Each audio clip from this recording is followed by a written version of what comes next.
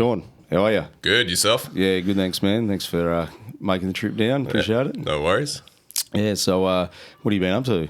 Honestly, I've just started a new job. I'm on my second day, so I'm working for an engineering firm at the moment. Yeah, so, right. That's not the fire stuff, no, fire suppression thing? I ended up leaving that company on its first day. I just walked out. Oh, really? Yeah, it was just a shit company. So Yeah, okay. it was kind of... Plenty of them around? Yeah, you just walked in and you saw how disorganised they were, so I just walked straight out the door and said, look, it's not for me. See you later. The great thing about being on our probationary period is a lot of people don't know you don't have to give a month's notice. Yeah, you don't have leave an straight obligation away. to give them that notice period and hang around. And Yeah. because when you leave a job, I reckon that's the worst thing. It's so long. Yeah.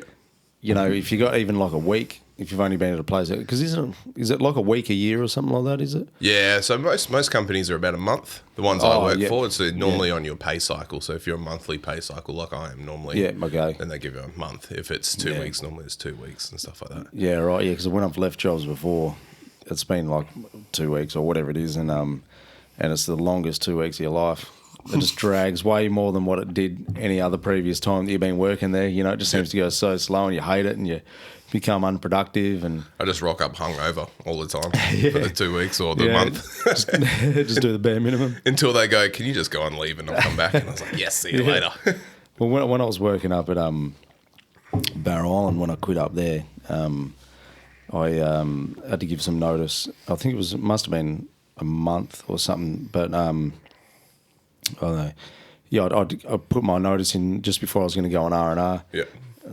So it was probably a bit of a dick move, but I didn't really like the company I was working for, so I didn't care. And I would never go work for them again. And they don't exist anymore. They got merged to another company. So Nice. but yeah. So Exactly. Yeah. That's life. yeah. So what are you doing now, if you don't mind me asking? So I'm working as a maintenance engineer for a company called Chrysos. So working on what are they called? Photo SA. They're like gold scanners. They get little tubs and they stick it through a big automated machine and it hits it with some radiation. Yeah, right. Detects how much gold's in a core sample. Oh, okay. Yeah. So it's for mining kind of stuff. For mining. Yeah. Yeah, righto. So big, actually reasonably clean warehouses. I was actually quite surprised for, having that much gold dust and stuff. Well, not gold dust, but having that much ore around and all that kind of stuff. I thought the places would be filthy, but they're actually I could be going clean. around with a little banister brush.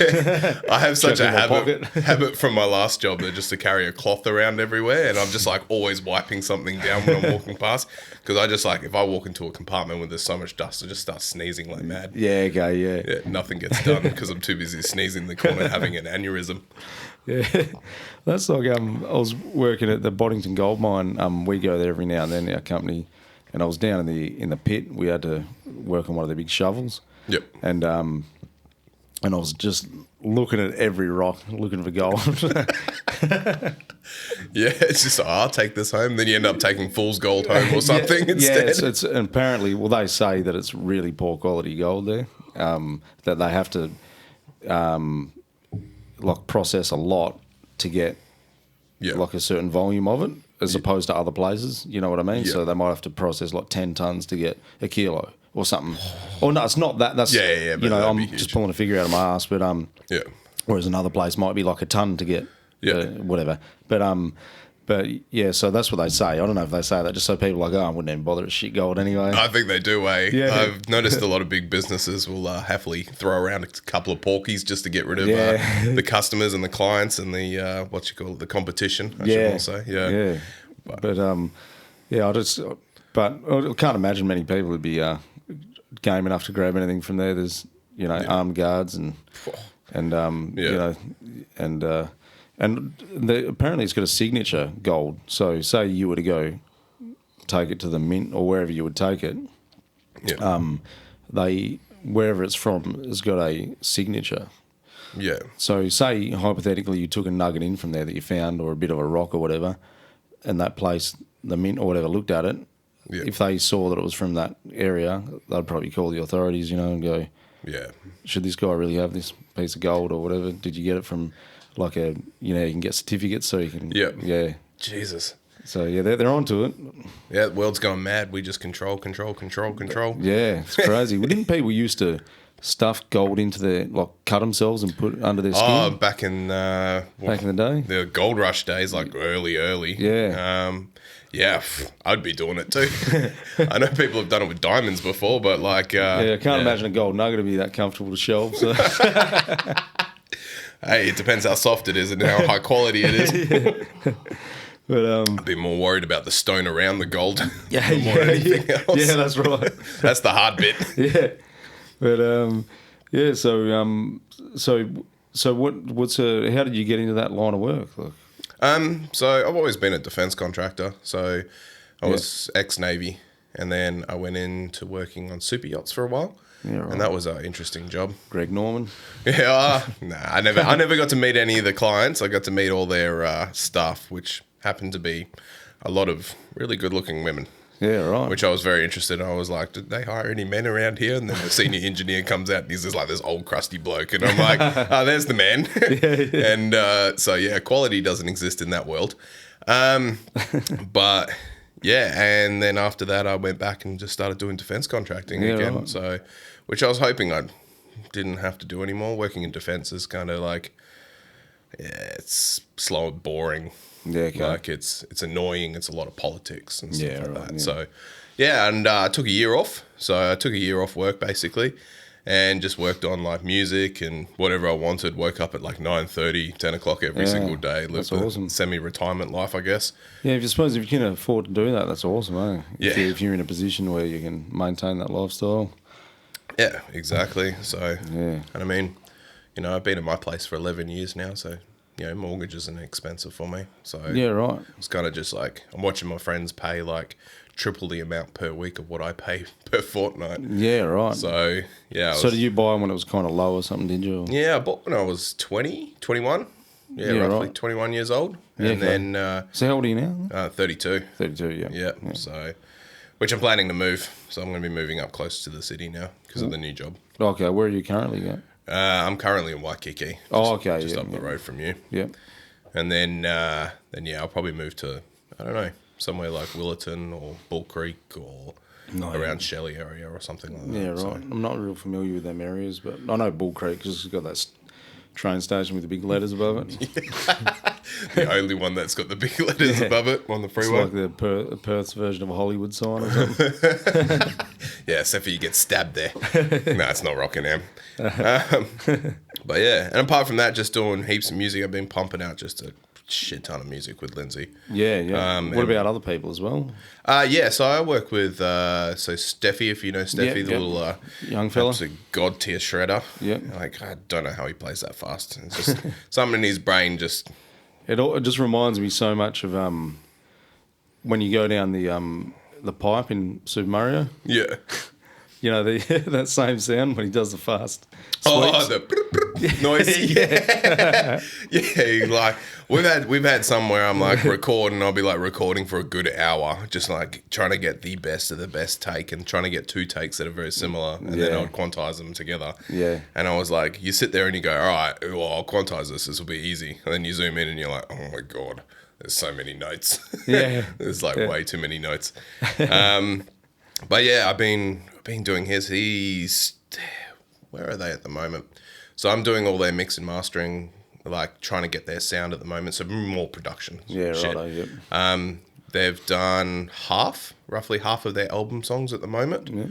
So we're just waiting on vocals, which I'm not going to say who the vocalist is yet, but he's a decent vocalist, really decent. Yeah, because their other band kind of didn't work out or something, eh? He's got another band now, eh? Yeah, they were in Icons and stuff, and they're just, it's just a standard band thing, falls through. Yeah. Members conflict or, they're just not doing enough. And happens a lot, especially lately.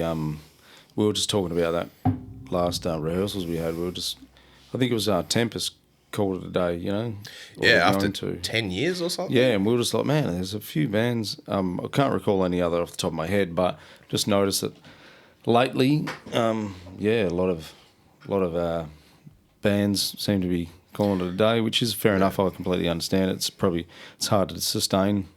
at the moment. There's not like I think a lot of people get into it originally to go, I'm going to make money, I'm going to make this my job, I'm going to live an income off this, and then you realize like you're in metal. You're in metal, and like there's only medium to high tier bands that are just getting paid enough. That's right. Like there's some big bands going out there that eating 2-minute noodles on tour. That's right. And that's even when you look back at say even Metallica in the 80s, they were big in the 80s, but they were still, you read stories of them staying on people's couch, other bands' couches on tour, and eating fucking 2 days old pizza and stuff, and living out the back of a van, like a little GMC kind of van, and if you think at the level Metallica was in the 80s, not many bands these days are even that level. No. No.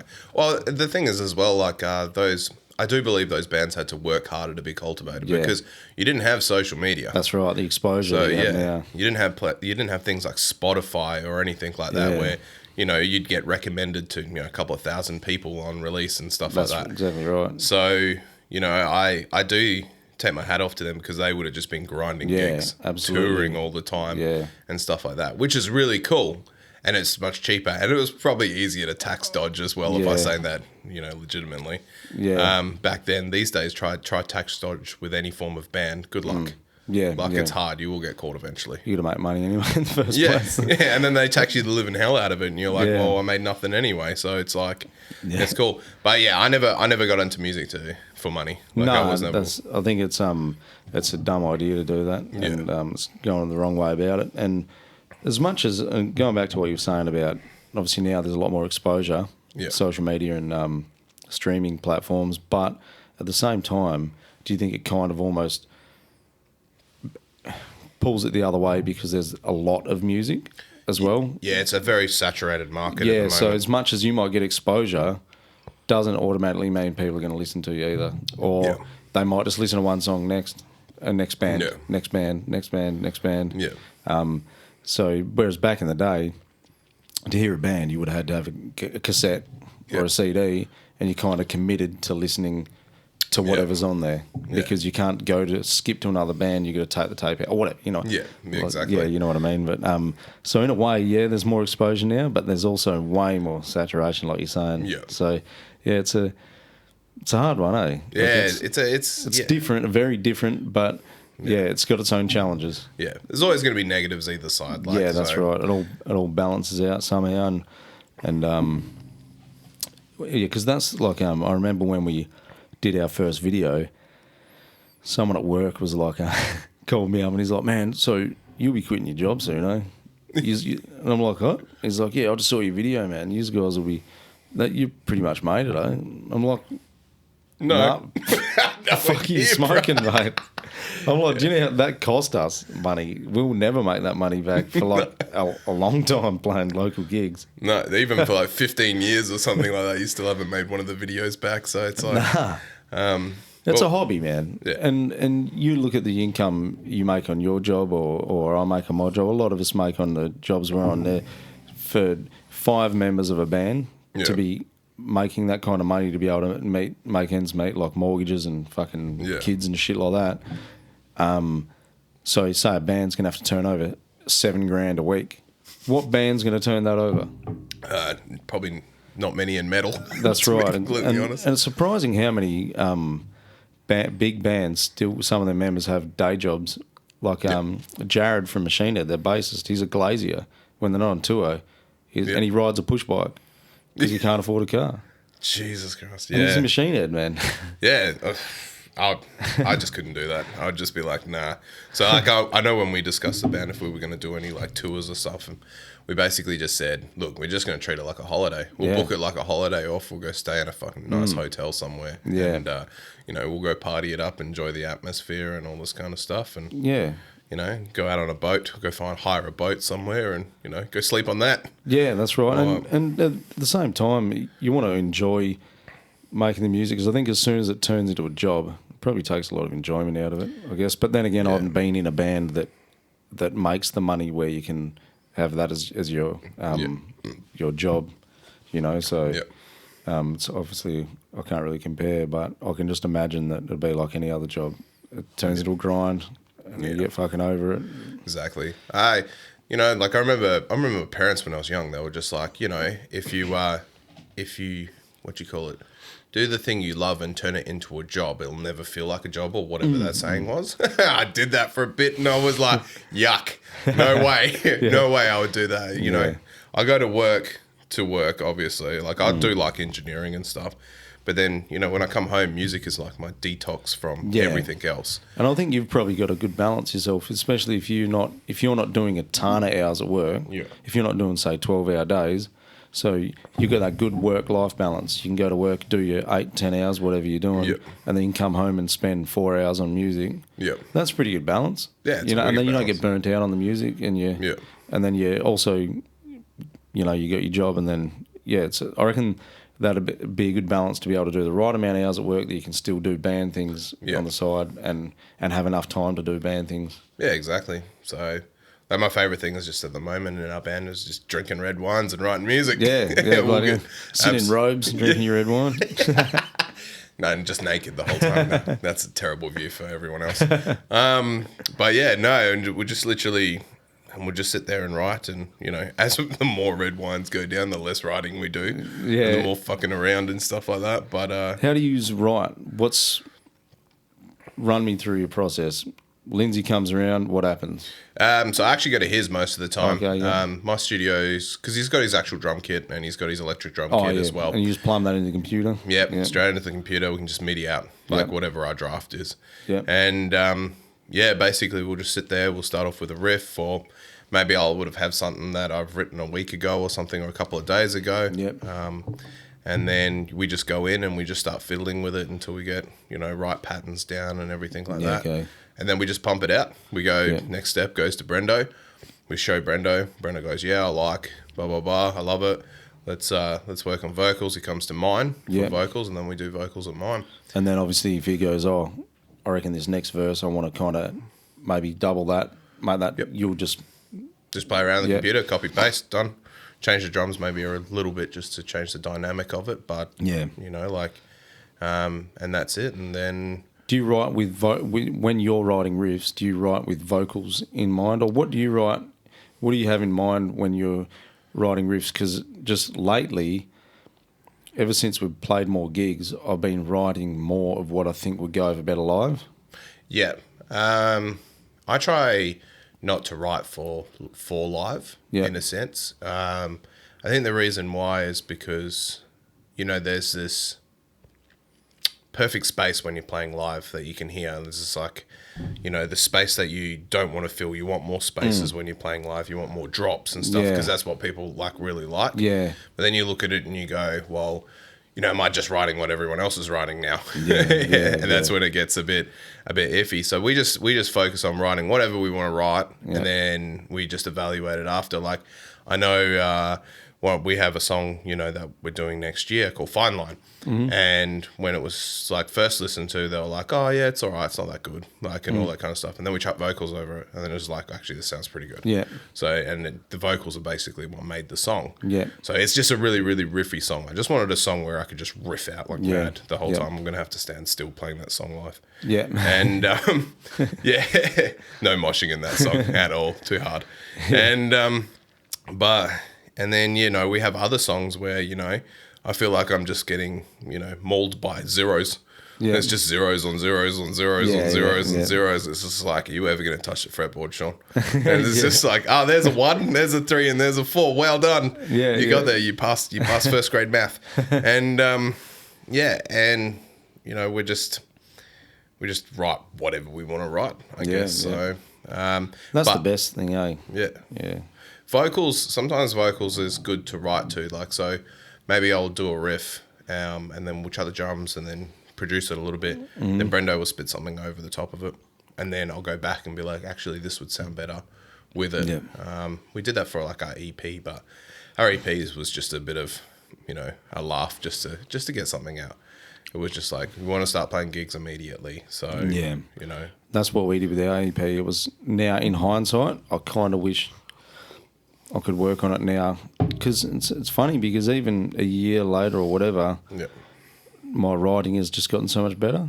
Yeah. And I think if I could rewrite them old songs, they'd be so much better. But at the time, we just kind of pumped them out so that when we play a gig, people go, where can we find us? They can just look on Spotify and we're there. Yeah. We have something there. Yeah. Even though it's not our best stuff, it's something. And some people dug it, so...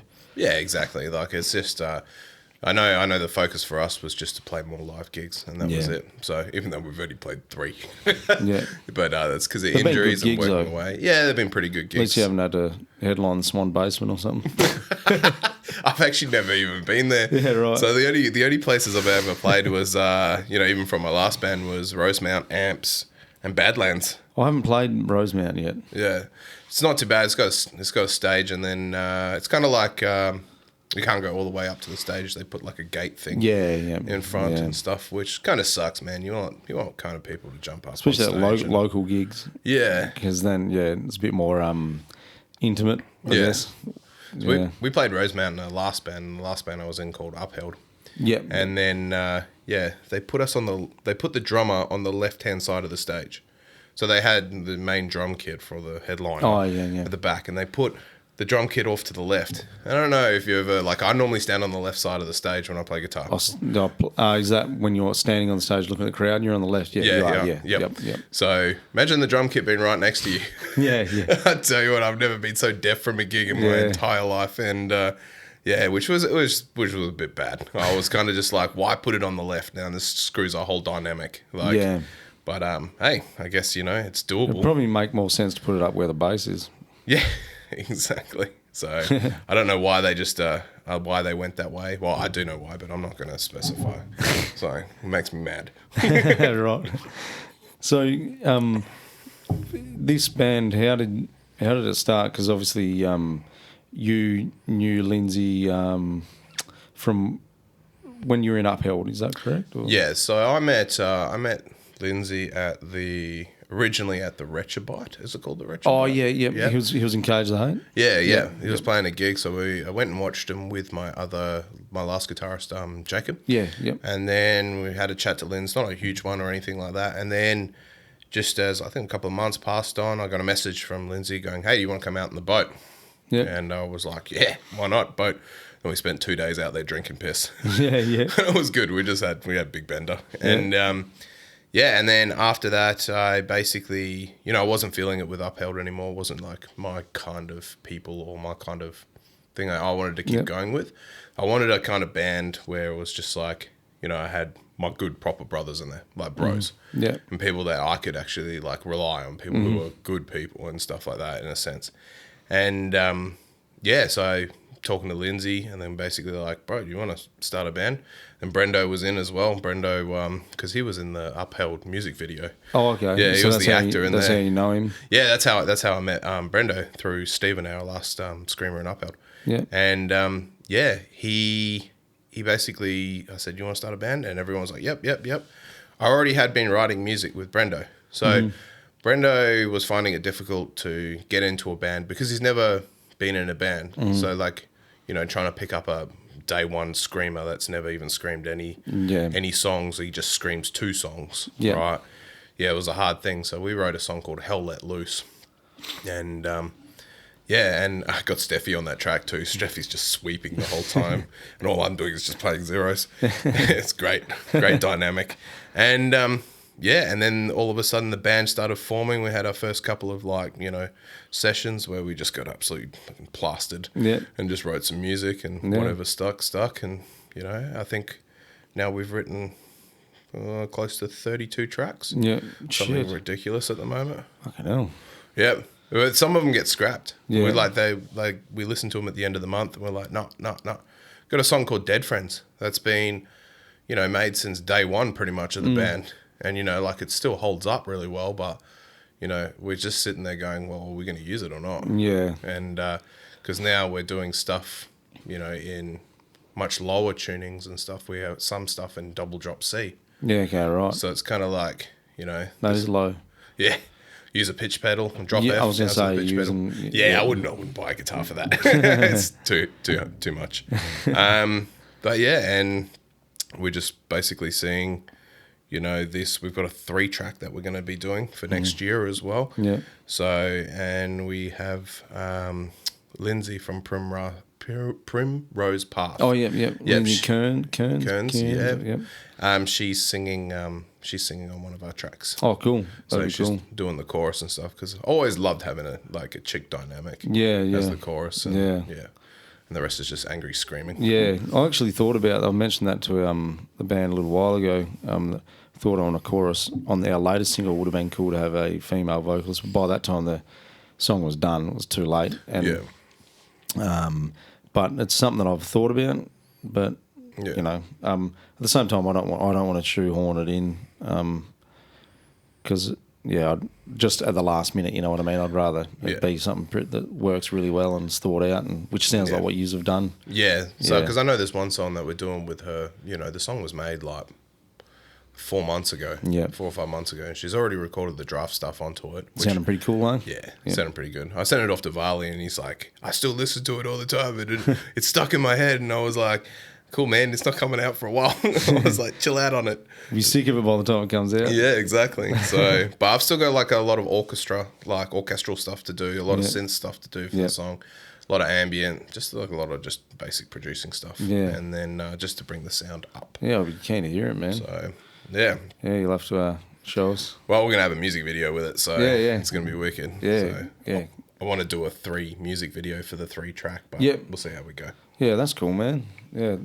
So. That's I was speaking to I think the last guy I had on, Grant Burns, speaking to him about doing 3-track single kind of thing. Yeah. Yeah, and I think that's a good medium to have at the moment, because it's not too many songs. Like now, albums, maybe people are not as inclined to listen to 7, 8, 9, whatever songs, but then one song is good, but maybe not enough. So 3 is just nice. It's just a good chunk of music. And then if because sometimes you have a couple of songs that work together well. Yeah. It's like, I really want people to hear this song after they hear the other song. Yeah. And not 6 months later when they're sick of the other song and don't want to listen to them back to back, but all at one hit, So that's a good idea, man. Yeah, I can't remember. Brendo gave us that idea, which I think he got from one of his friends or something. So and I was like, let's do it. Yeah. Albums are a very interesting one, because look, I don't really sit there and listen to many albums back to back. There's only a few that I've actually listened to recently. I listened to Architects, because I was always interested in what direction Architects were going. Yeah. And then I also listened to, Spirit Box's album that came out. I can't remember what it's called. Is that something blue something? Yeah. I don't know, but it was good. I enjoyed it, and then I love that guy's guitar tone, man. Yeah, it's very interesting. So it feels I don't know. It doesn't feel as, I don't know, like springy or something like that. Shut up, phone. Right. It doesn't feel as like your standard old school like 5150 tone or anything like that. It feels like a very like flattish kind of tone, but not like flat in the sense of note. The flat in the sense of like just duller. It sounds duller. Yeah. Like it's done. It sounds like he's taken a real good tone and then played it on a really like dull guitar in a sense. And I was like, that is cool. It gives it like much fatter noise, and and also they accentuate like the bass. The bass is a hell of a lot more in those types of musics, which we're doing in our new mixes as well. Like I froth bass heavy stuff. Yeah. So there's a while there where bass was getting mixed out a lot in songs. Yeah. There was a phase there with a lot of I guess gent stuff and all that, and some metalcore where it's just like, where the fuck's the bass? Yeah, I want that big boom. Yeah. So I know Wage War was always real good to have a lot of like bass in their mixes. Yeah, okay. And I always love that and stuff. And then you'd watch other bands and stuff, and you say, well, this sounds really, really thin and stuff. And even one of the mixes I stuffed up. So I stuffed up our, not last mix, the mix before that, Red Rain. Yeah. I stuffed that one up. It's a highest grossing one. I stuffed it up. And because I left the bass super thin in it, and I didn't realise, like, it's got bass, but I was like nowhere near as much as like, our other song Terrorist. Like it's just, for mix wise, I was like, I was too easy on the bass. So now, everything up to +12. No, I'm just kidding. But Yeah, just as much bass as fucking possible. Yeah. Dirty tone. Yeah. Absolute disgusting tone. Sounds like, I don't know, a blender and a tractor had a baby. Like, yeah. And then... yeah, I love that. Good bass. Nothing like a good bass tone, eh? Yeah. Yeah. What's, so the mixing, how did you get into that? Have you studied that or? No, I just learnt it. Read stuff online and YouTube and all that, or? Yeah, so I took a course. Okay. The first course I ever took was from a guy named Brian Hood. He just had like an online course, one of those things, pay $80, $90, $100. I think, around that US. Yeah. And then you get access to all of the, the stuff. So he like goes through his mixing, which I think is great, right? I think it's a real good starting if people do it that way.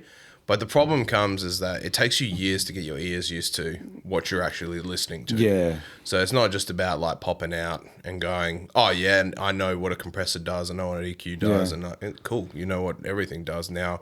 You got to feel it and use it properly. Yeah, that's right. And that's the hardest bit. That's why I've never dived into it really. I don't try and mix any of our stuff. Like I record it all here. Yeah.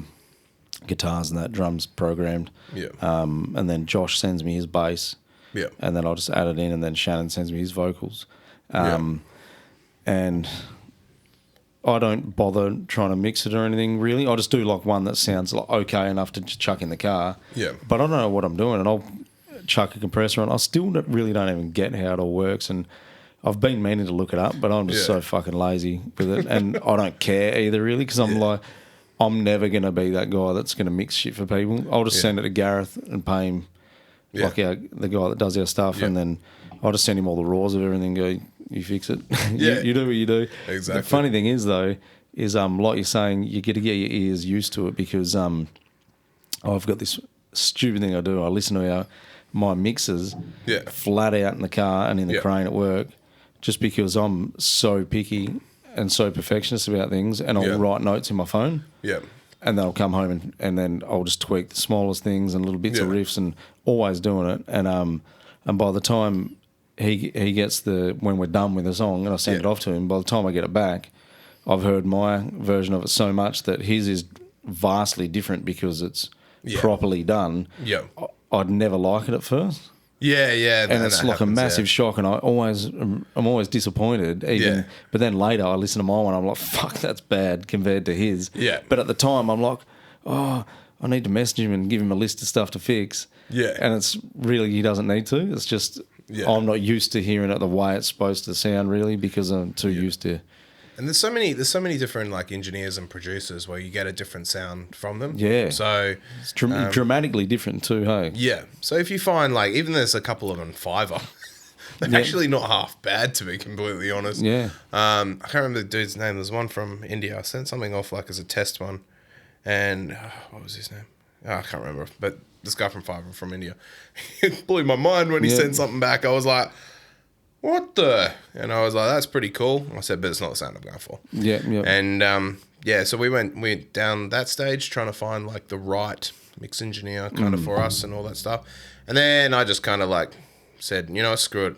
I'm going to do it. Yep. I'm just going to learn to do it and just do it. And a lot of hours per week. It'll save you a lot of money and that as well. Yeah, it does, especially if you've got 30-something tracks at the moment, if you're mixing all of those. And you don't have to wait to get something back to hear how it's going to sound. Yeah. Because sometimes it's good to hear the final just so you can go, oh, look, that riff really needs to change. It doesn't sound right in the final mix something. The also good thing about doing all your own stuff is you can create a template for it now. Yeah. So you'll have your own tones, your own mix, you use the same guitar, or the same lot of guitars, right? So everything's going to be ready to go at, reasonable mix quality. Now it's just up to you to do the good production for it.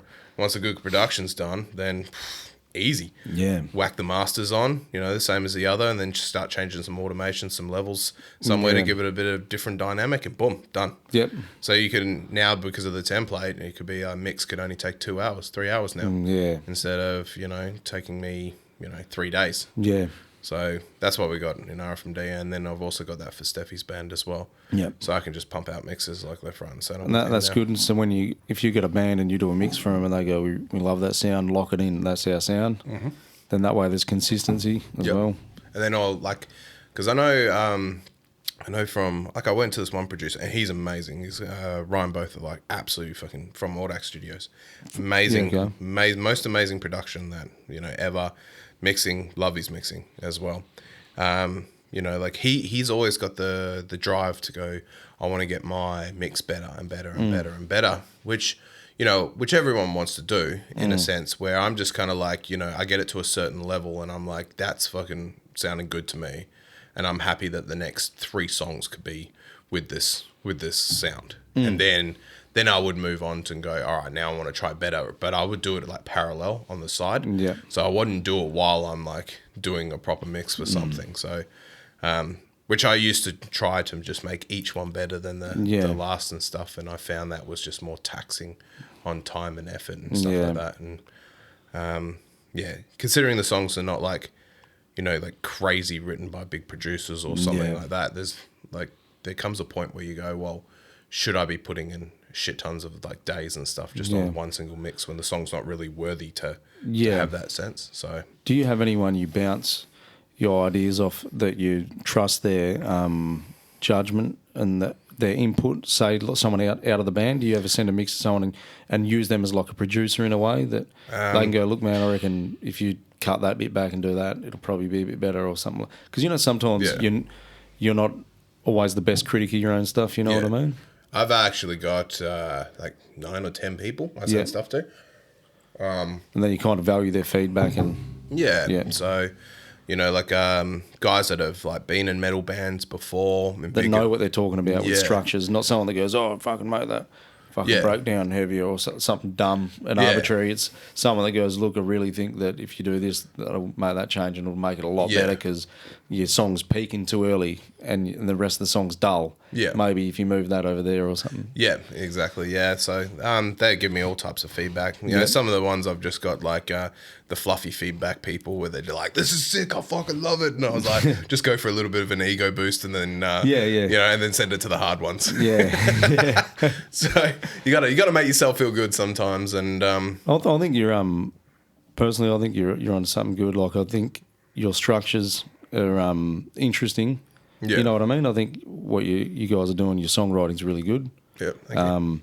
And it sounds experienced, if that makes sense. Like, it sounds like you know what the fuck you're doing, which is good. So. I definitely don't. I just like make up shit as I go on. Like, I literally have no idea. Well, you know, you listen to a lot of local bands or even just bands that aren't on that mid or top tier. Yeah. And their structures aren't. You're like, oh man, their structure's not that good or whatever. Whereas yours sounds like it's a band that's had a lot of experience and have nutted out what structure. Because, you know, after a while, you know what works. Yeah, exactly. There's a formula that's easy to listen to and easy to hear and goes down well and you deviate left or right from that a little bit. But there's that main formula. And it sounds like, you know, you got that down really well. So it's between 145 and 150 BPM. No, I'm just kidding. Isn't like 130? Isn't that the pop thing or something? Is it 130 or something? Yeah, 130 I think, or 120 or something. I don't know. I've actually been doing a bit of EDM stuff lately as well. So getting into the music I don't even listen to. So it's because I had a mate of mine, like he was a gamer mate, and he was just like, he goes, all you can write is metal, you can't write anything else. And I was like, oh, this guy.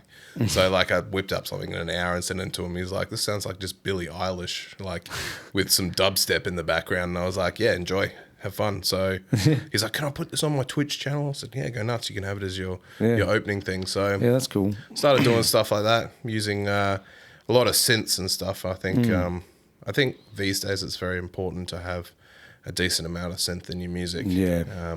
Because look, honestly, you know, I could go through Spotify and I can go through every local band and be like, that same riff is used in that band, that same riff is used in that band. And it's like, might not be 100% the same, but it'll just be similar. Very similar. Same feel, yeah. So like for me, when I listen to a band like 1056, their guitars are not what I listen to in that song. All their synth, their drums, and their vocals is kind of what separates them from, you know, the rest in a sense. But not that they're like a favorite listening band of mine, but their structures and stuff like that for their guitars, it's kind of all the same. Yeah. Like you listen to one song, you listen to another in Yeah. a sense. And look, I take my hat off to him. I think, you know, the producer's absolutely amazing in that band. Knows absolutely what he's doing when it comes to, you know, producing music. And I'll have to check it singing out. stuff. Are they like rap metal or something? Is that what they are or not? I have no idea what they call them. I literally just call anything heavy metal. I'm sure Lindsay showed me them before. I'm sure he's showed me them. Yeah. Yeah, I'll have to check them out again because it's always good to just, you know, jack ideas from other bands. Oh, yeah, exactly. I do it all the time. Like I've got a song I'm working on at the moment because I've recently started listening to Daybreak. Oh, yeah. And I think they're a great band, awesome songwriters. And I call the song Daybreak Rip Off, even though it's nothing like. If you listen to it, it sounds nothing like them, but it was inspired by them. It was inspired by them. Yeah. Yeah, like I can tell what ideas I've gone. I really want to emulate what they're doing there. Yeah. But if you were to hear it, you wouldn't pick it.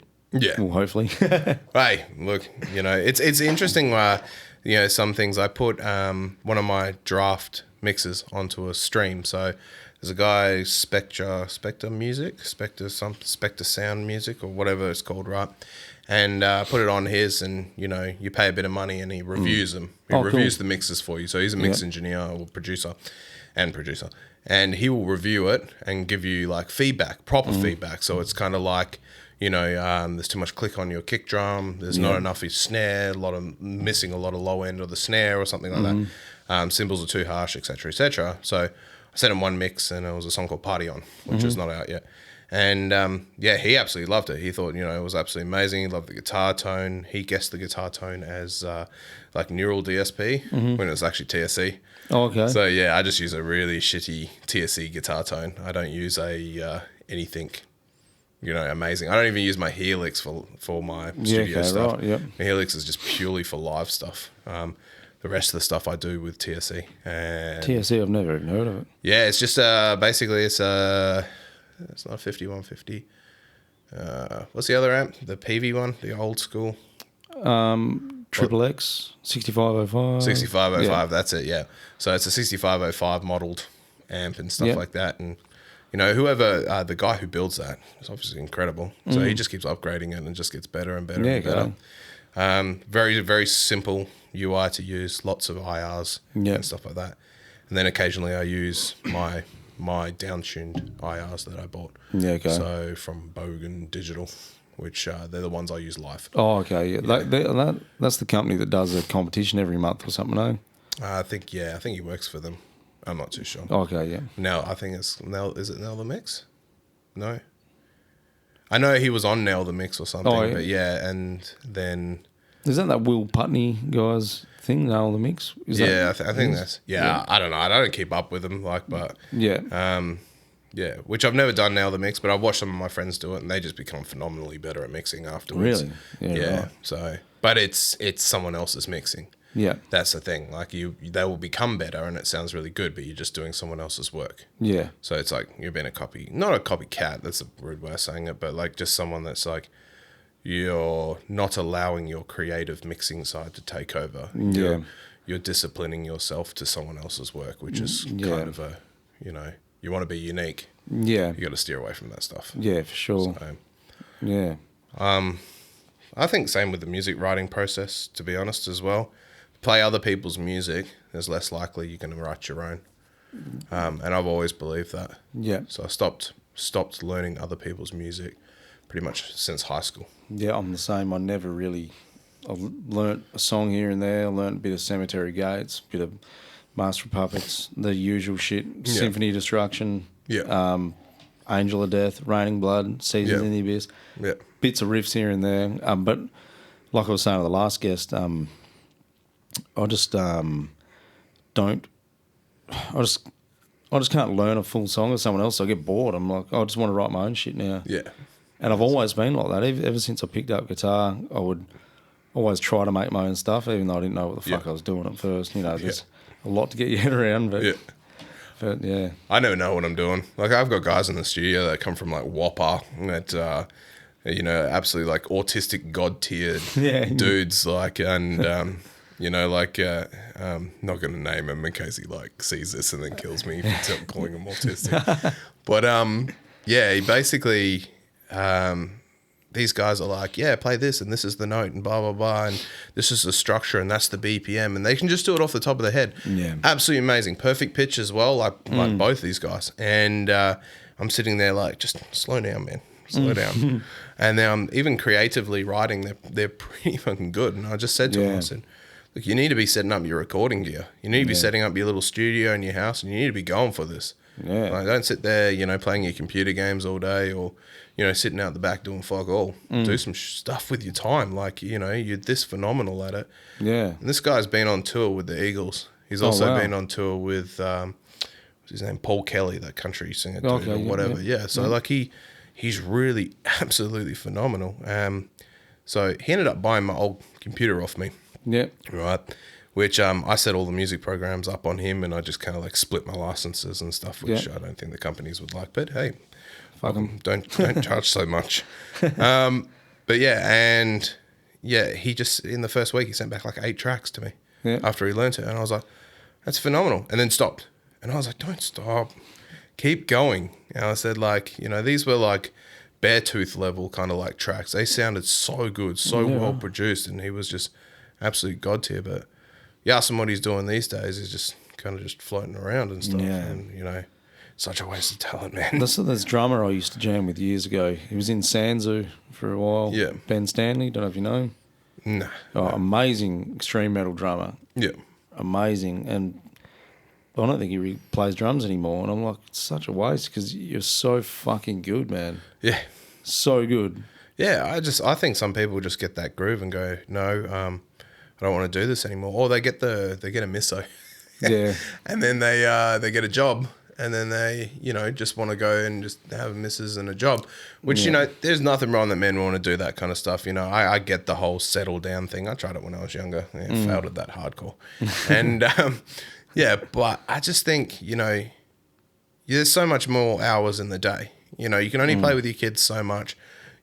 They're going to hate you when you're a teenager no matter what anyway. So you might as well, have a hobby that you can just run away from their bullshit. Yeah. Like when they're older. Like, I've got a 7-year-old named Aaliyah. I'll tell you what, she is fiery as hell at 7 years old. I cannot imagine what she's going to be like as a teenager. That's like my daughter. She's one of my daughters. She's nearly 4 and just awesome kid. But attitude. Yeah. But she's awesome. But she loves guitar though. Yeah. And music and which is good. So I'm not a teacher though. So I don't have the patience to sit her down and teach her an instrument. But I'd happily, if she wants to pursue that someday, happily pay many of the musicians I know that they can do it, that teach for a living anyway. So exactly. Yeah. They have the patience, and I think some people have the the right way of going about teaching people. There's a certain way to teach people, I think, that is effective compared to me. I'd just be like, no, the finger, for fuck's sake, your finger there. You just get frustrated and you just grab the finger and put it there. For fuck. Don't worry about it. Just quit, go do something else. I'm the same. My parents got me into music because I was turning into a little rat of a kid. So you learnt music, did you? Yeah, so I failed my first year of classical guitar.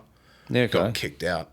And then my parents caught up with the teacher, baked them brownies, not the good kind. And and then I was back on the course. I was with my friend, and me and him were little shits together, so he didn't come back on the course. Okay. Right, it was Shaun and Shaun. We, as kids, we're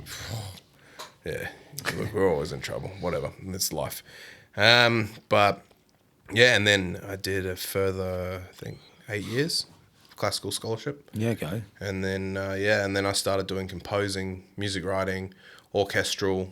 I played bass in an orchestral sense for a while. Yeah, okay. That lasted a total of 3 weeks because that was boring as bad shit. Yeah, okay. You play the same four notes over and over again, and I'm like, might as well just play pop music. Yeah, right. So you know a bit of theory then? I used to, and then I nuked my brain. And look, I understand what, when people are talking about theory. Yeah, okay. I can go back and read music, but I'm not I can't just read a line and read ahead and be playing what's behind anymore. So if someone's like, oh, that's an add 9 sustain, you'll know. No, I'd still just be like, write it on a piece of paper and I'll know the notes. But yeah, I think, for creating music, theory is 2% of it. It is literally 2%. You just need to know basic little structures and stuff just to get yourself kick-started into writing that song. 98% of it's creativity and whatever else you want to use to, harness that creativity. Yeah, well, I don't know any theory really. I know very basic stuff. But if someone goes, I'll just play a G chord, I don't even know what fucking G shape is. And then when I'm transcribing something from guitar to MIDI on the computer, if I want to do something MIDI behind it, I'm like, fuck, is that an A or a D? And then I'll put my tuner on. Yeah. And hit the note. I count. So I find where my lowest note is, so F, drop F. I go F, and then I was like, oh, what am I playing? Oh, that's 13. So I'm like, I know 12 up is F again. So it'll be like F1. And then I go, all right, 13, one more note up. And I literally count. I don't actually use any form of the notes in a sense, apart from knowing where the Fs are. Yeah. And the rest of it's all just counting up the fretboard. Or if I'm doing bass sometimes, because I don't like my bass and my guitar bits to be the same. Yeah. So when I'm doing MIDI. So I will have my bass bits lower, I'll have my slides in certain spots. So I'll have slide ups where the guitar might be doing a couple of notes. So that way it sounds better. I know in Terrorist I'm doing this big run and all the bass is doing is going down, down, down, down, and that's it. Yeah. So then that accentuates with the drums instead, and then I'm like this dynamic somewhere else. I don't really like when bass follows the guitar exactly. You hear a lot of bands and I'm not a big fan of that. I like what you're saying where it goes off on a bit of a tangent, does its own thing with the drums. Yeah. And if it's done cleverly, it's so good. Yeah, yeah. And then I just get my bass guitarist mates in to kind of go over things. I've got Shaun as well that plays in Steffi's band. Yep. So if I really want any bass ideas and stuff like that, I just give him some cash and he comes around and records whatever. That's cool, yeah. And then or Brad in the other sense as well, who's the bassist that filled in for us for our last show. Yeah. He's God tier. So he'd came around 3 days, here and there in the week, and basically just goes, I don't want to play exactly what you're playing on the guitar. I want to play something that spaces everything out a bit more, makes it sound bigger and stuff. And he opened my mind up to a few things where I was just like, if I could go back and record, I'd redo it like how he did it. So it was amazing. So I do honestly think, look, a bassist is easily replaceable by MIDI to a certain sense, but a good bassist is never replaceable by MIDI, ever. You can get him to write what he's going to write and then MIDI it to what he's written. But, still, a good bassist goes a hell of a long way. And some, in my opinion, our bassist, excuse me, I don't know much about bass, to be honest, but our bassist, I just know that every time I send him a song, he just makes it better. He's just so good at doing the right thing in the right spot, and then when there's breaks, he'll just do really cool, subtle, and it's always an emotional thing. He's so good at conveying emotion with his bass, in my opinion. And I'm always messaging him like, man, fuck, that's awesome. Just so good, because I write most of our music at the moment, 98% of it. And then I'll send it to the other guys and see what they think and change things up, whatever. But for the most part, I write all the riffs and structures and all that. And I can still never conceivably write something the way he does. He's just so good at it. And even just the way he plays, he just has a certain attack with his pick or something that's just really, really cool. Yeah. It's just the way he hits it. He's got his own way of doing things, and I'd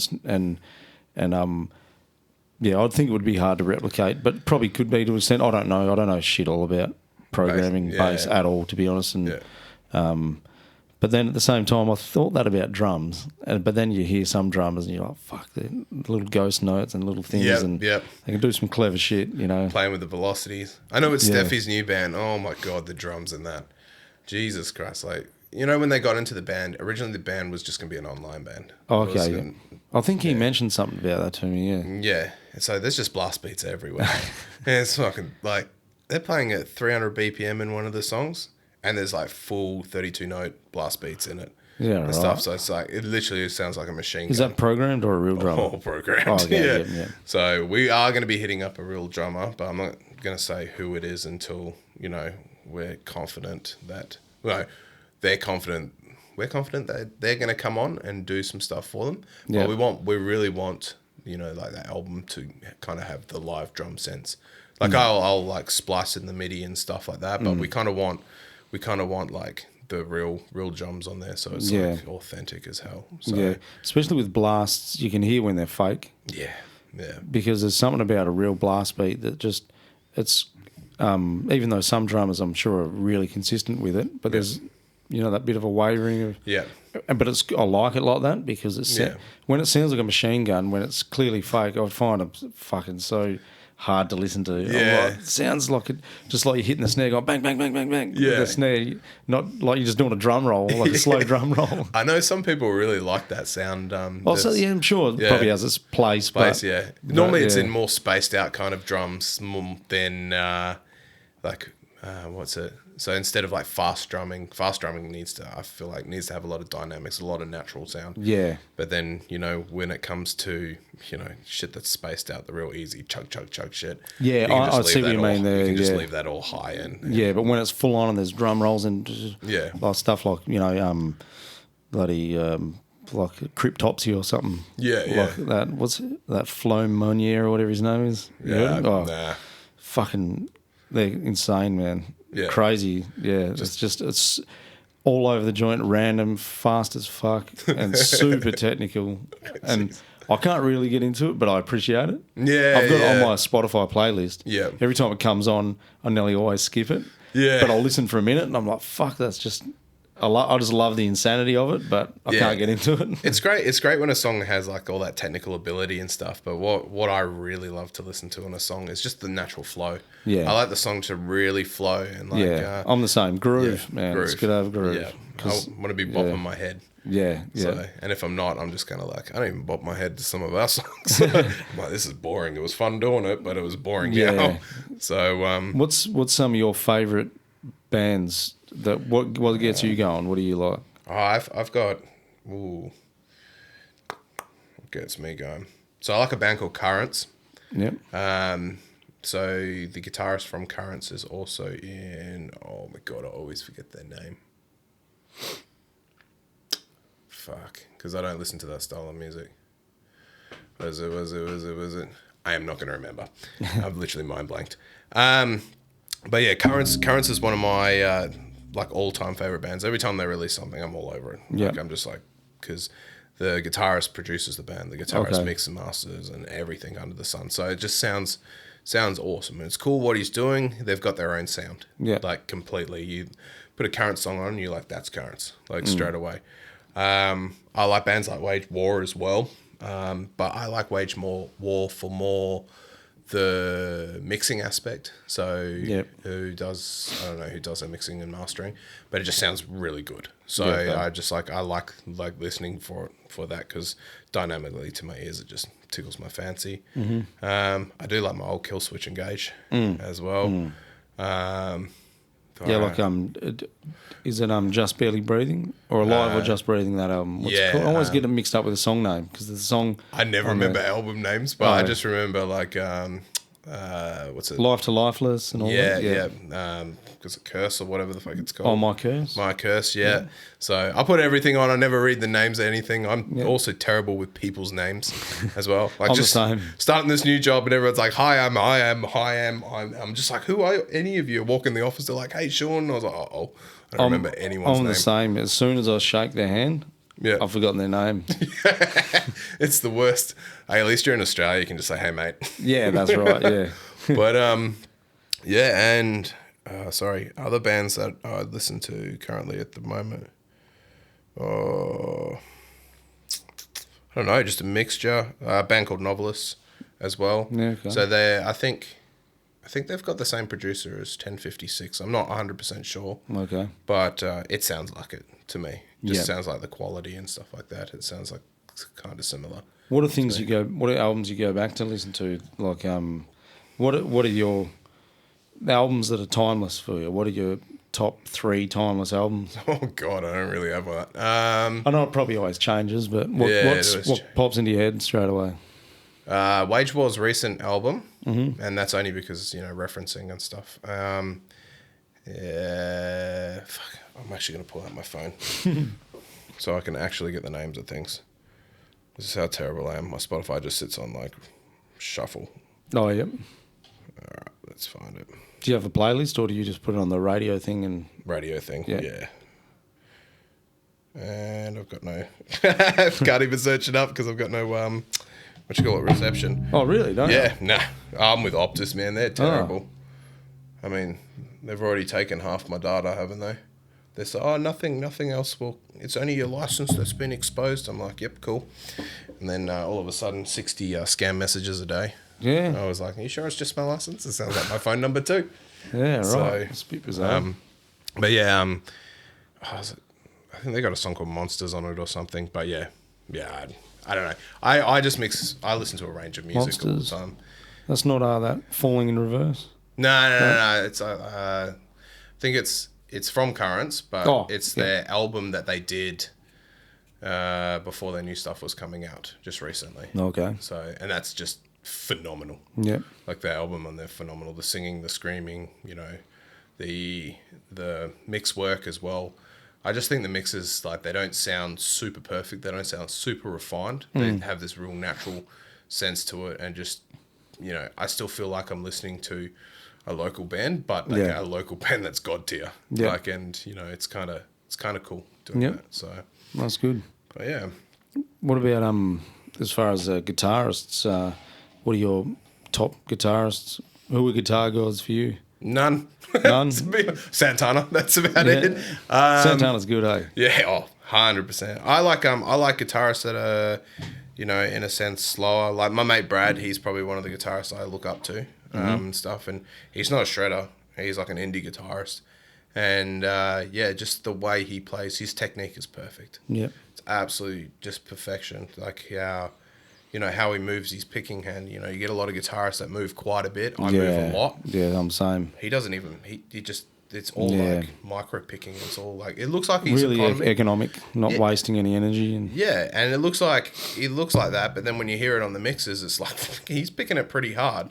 So considering when I pick something hard, I'm moving it like a good 0.5 centimeter or something. Like when he's picking it hard, it's just like he's moving it like a mil past the thing. That's like that. Have you heard of the band Alluvial? No. Oh, okay. They're I think they're kind of deathcore, I guess. I don't know. I get mixed up with genres, but their guitarist Wes Houck is pretty popular at the moment, and he's real popular for his lead playing and his rhythm, I guess, as well. But he's so accurate, and he's really economic with his movement. He's so fine, but the attack is so precise. Yeah. And I'll show you some after. It's just amazing to hear him play. And you watch any live videos, he's so precise. It literally sounds like it's fucking, it's MIDI. It's so consistent, his picking. Yeah. It's crazy good. It's like the dude from Archspire as well. Dean Lamb. Yep. Yeah, he's insane.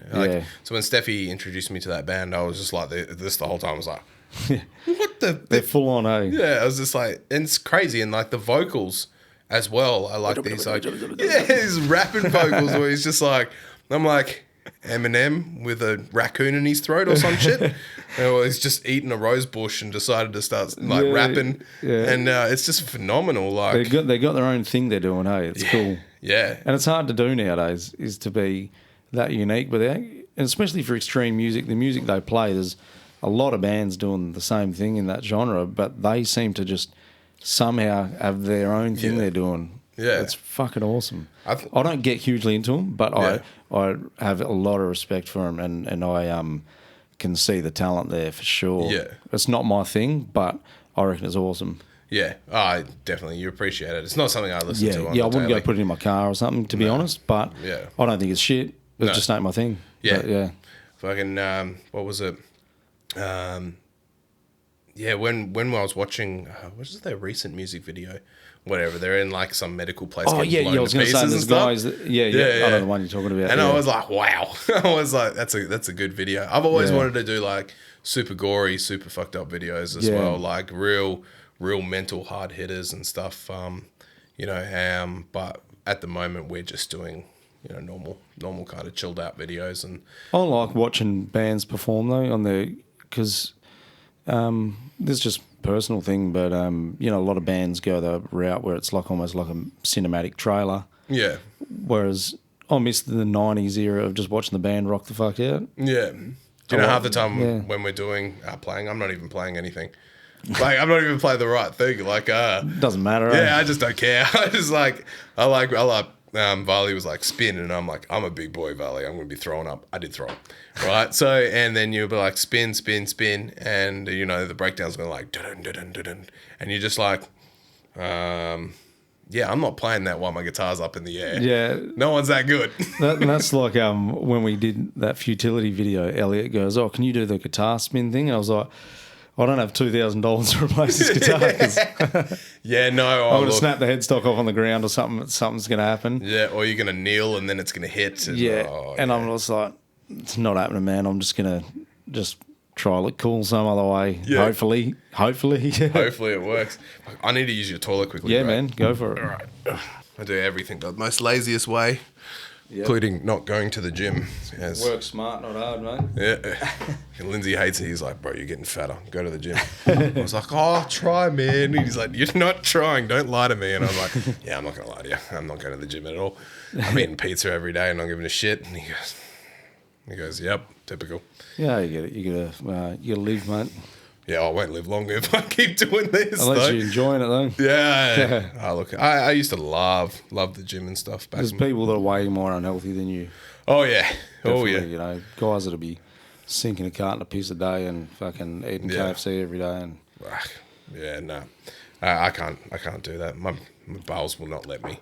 I'll just be shitting constantly. I really don't want that. IBS, that's a hell of a thing, everybody. Don't recommend it. Yeah. I'll try to be kind of conscious. Yeah. But, sometimes junk food gets the better of you. Yeah. There's something they put in there, the smell of the food. It's lots of sodium, I guess, is salt, the thing. Sugar, salt, love salt. Fat. Yeah. 3 most addictive thing on the planet. I think sugar's more addictive than cocaine. Yeah. In my opinion. Probably. Yeah. That's actually this is going off on a bit of a tangent, but one of my mates, he was telling me that he saw a documentary or something like that, and there's a thing called the bliss point when they make candies or whatever. Yeah. And it's the amount of sugar, and that's the most they can put in there that doesn't make you vomit, but they roll it back a bit so it's super addictive. Yeah. So they'll put it to the point where it's like vomit inducing and then roll it back, and then that's the bliss point. Yeah. Yeah, apparently, and that is probably true. And then they up it with corn syrup. So corn syrup, which is like sugar on steroids. Yeah. And that's the worst. I don't think have you noticed lately if you had a Cadbury chocolate this year? Oh, I don't eat chocolate. Yeah. Oh, okay. Yeah. Well, any of your friends, if they eat chocolate and the Cadbury chocolate, you'll notice it's got a really sickly taste to it now. Okay. Yeah, they've changed one of the acidic ingredients in it or something, and now it tastes more like American chocolate. And I've always hated American chocolate unless it's Hershey's. Right. But yeah. Is Cadbury Australian, is it? I have no idea. Right. At a point where you start seeing these big brands, are they really even part of a country anymore? No. Or they're just like international companies? I was speaking to our manager on a podcast a couple of weeks back, and I think it was him I was talking to. Is you probably know this because I know that you got your finger on the pulse with a lot of global things. Yeah. But like Vanguard and BlackRock and all that, they're giant shareholder firms or whatever, and there's like the top three of these companies. There's Vanguard, BlackRock, and I think the other one's, it's not JP Morgan Chase, it's something else. And if you look at everything if you look up on that Yahoo stocks or whatever, type it in, it's like them or one of their subsidiaries is the major shareholder for everything. Yeah. It's crazy. I saw a YouTube thing. It's called Monopoly, Who Owns the World? Yeah. And this guy just goes, go on Google, do this, look it up, and he shows you a few on there, and then like Coca-Cola, Pepsi, fucking Schweppes, bloody Nestle, Unilever, or whatever. Is that one of the big companies? Or there's a few companies that are the main ones. Yeah. That own everything. So when people go, I'm going to shop this brand because fuck that other brand, I don't like the ethics, that's the same people. Same brand, yeah. Might as well just shop at Aldi because it's cheaper for a start, and two, screw your Woolworths shares. Just get rid of them. I've only been in Aldi once. Have you? Is it good, is it? Oh, look, it's the same food. It's the same food, it's just rebranded. They literally go to the like Kraft and all them, and they're like, make us this peanut butter and stick a different label on it. Okay, you're right. Done. Like, it's like... It's to trick people. Because if you're a businessman, you're up there and you own all these companies, it's like, how can I corner every part of the market? Yeah. So these guys, there's people out there that are, a bit more hippie-ish and go, I don't want to have the big brands. Yeah. I want to shop local. I want to shop the small brands. Well, let's make our brand look local. Yeah. Make it look small. It's coming from the same joint. Yeah. But we're cornering that market now too. And I saw a doco years ago called... what's it called now? It's about this guy called Edward Bernays, and he's like the father of propaganda in the US. And he's related to that Sigmund Freud. That's his cousin or something like that. And he learnt a lot from Sigmund about psychoanalytics or whatever it's called. And this guy, with cigarettes, men were originally smoking back in the early 1900s. It was just men, women weren't allowed to smoke or something like that. And so he's like, you're losing a massive share of the market. Yeah. And then the cigarette companies were like, well, what can we do? And he says, we'll get women smoking. They're like, yeah, but it's perceived as dirty and unladylike. And he goes, no. So what he did was hired some women and gave them cigarettes, and they did like this massive ad campaign, and they were called Torches of Liberty. Yeah. And then it was, made people's all patriotic for the Statue of Liberty, and that's a woman, and then there was these women had it, and then it's freedom and all that, and it's free to smoke, and don't worry about what the man says, and sticking it to the man, and then they got that corner of the market. I think the biggest thing to look at is to know when your country is lying to you, right, or when your government's lying to you. Is a very simple thing. It's when they're empowering you to feel like a hero. Yeah. If they ever do that, right, they're hiding something. Yep. 100% hiding. I've seen it over the last 2 years. I just laughed about it. You know, I've seen it many years before. I've seen them do it to military people, and I was like, look, I take my hat off to veterans. I'm a veteran, so I'm not going to sit there and shun down my veteran friends or anything like that. But you kind of knew what you were signing up for when you signed up for it. You got all patriotic and stuff like that, but then you realize you're just a number. You're given a number. Mine's 8547131, right? Yep. So look, I have a social security number, I guess, in a sense, but you can't do anything with it. So good luck. But yeah, you're just another number, and you're a cannon fodder. Yeah, and you got to realize that. Look, I got to trade out, and I was able to get grants and buy my place and all this kind of stuff. So look, it's not something I regret. I've got hell good like Navy mates, ex-Navy mates, ex-Army mates, and all that kind of stuff. Great guys I hang out with all the time. So I'm sure a lot of people have the best intentions. Everyone wants to be patriotic. You want to be proud to be part of your country, and in a perfect world, you'd want to all be united and all be fighting for the one thing and all that. Yeah. And you want to be able to trust the government and go, I want to fight for the government's country because they care about me. But the truth of the matter is they're using that sense of pride against you. They know that you're thinking like that. They know that you'll do what the fuck they want you to do because you love your fucking country. And so the biggest, the thing as well is when the hero complex doesn't work anymore, the next thing to go to is to starve you of your basic needs, water, food, shit starts to go up massively in price.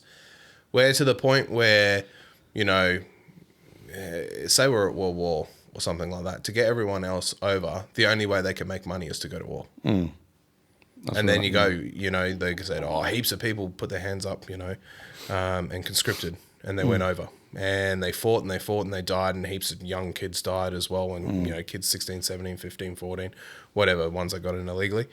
And people sit there and go, they're heroes. Well, in my book they are, but they're dead, right? So they've just left kids behind, their fathers that have left families behind, and then I get to enjoy the rest of their life. And you fought for what? Another man's wallet. And and that's all war is. It's just moving of money. So that's right. Why do countries go to war? Cha-ching. That's all it is. And that's like I've been following the Russia-Ukraine thing pretty closely. Like every day on YouTube, I watch these 3 or 4 channels of there's like an Asian guy and then a couple guys. I think one's Ukrainian, one's Russian. Yeah. Because I like to get everyone's perspective on it. Yeah. And I'm like to think I'm smart enough to read between lines of things and come to a conclusion that I think is probably pretty accurate. Yeah. And I watch, they do like frontline updates on like where there's stalemates and stuff on the front lines and all that. And it's, you read the comments and so many people are just so uneducated about it. They're just saying, oh, I wish Biden had just sent a nuke. It's like, look, man. Nukes are actually an interesting thing. A nuke is worth 100,000 men, in my opinion, right? And something we used to say like all the time, just being a defence contractor, talking to the boys, talking on the boats and ships and stuff. You know, it's a deterrent. It's like, don't touch me or I'm going to screw you up. That's the thing. Like, who are you nuking? Yeah. You're not nuking military bases. You're not nuking. You're nuking central cities full of women and kids. And that's the thing. These people, it's like, okay, if you're going to make that kind of comment, go look back at, like, not you, these people. If they're going to say, I wish Biden had just nuked fucking Vlad. And it's like, well, okay, when the 2 times nukes were used, they weren't used on any military installations. They were used on civilian populations. Yep. And it's like, so you want Vlad to then, he won't nuke Biden, he'll nuke you. Yeah, exactly. So, because if US fires a nuke, Russia, it's going to be tit for tat. And it's like, and they're not going to go nuking the Pentagon or they probably would actually, or the White House, but it's like, you really think Biden's dumb enough to go sit in the White House, the Pentagon, when nukes are flying? They're going to have refuge places or whatever. Yeah, celebrities have got bunkers everywhere, to be completely but it's honest. Like people are just so short-sighted. It's like, it's dumb, and it's like, and not only that, they got like hypersonic, high-precision missiles now. The ones that sit in orbit and come straight down? Yeah. Well, and, you know, like Russia's got that Kinzhal missile or whatever they use. I watched some video about it, and it's like hit this thing that was like 100 and something feet underground or whatever, and it flies at like Mach 12 or something, I reckon. And it's like nukes, like there's like that mutually assured destruction thing, but they've probably got more effective ways of killing a single person than just a nuke that's going to destroy a whole fucking city or something. Look, I think the biggest thing these days with any form of, you know, countries trying to war with each other is more about the economy. Yeah. You know, sanctions. Sanctions, that's right? 100% just right. Shut the sanctions off. And in return, you just poison people's minds. Yeah. Right? You get your inside your own country to hate your government, to fight against your government. Right? Yeah. So you keep doing that over and over again, and you start, you know, moving all this propaganda from both sides. Right? Boom. You'll eventually collapse a country.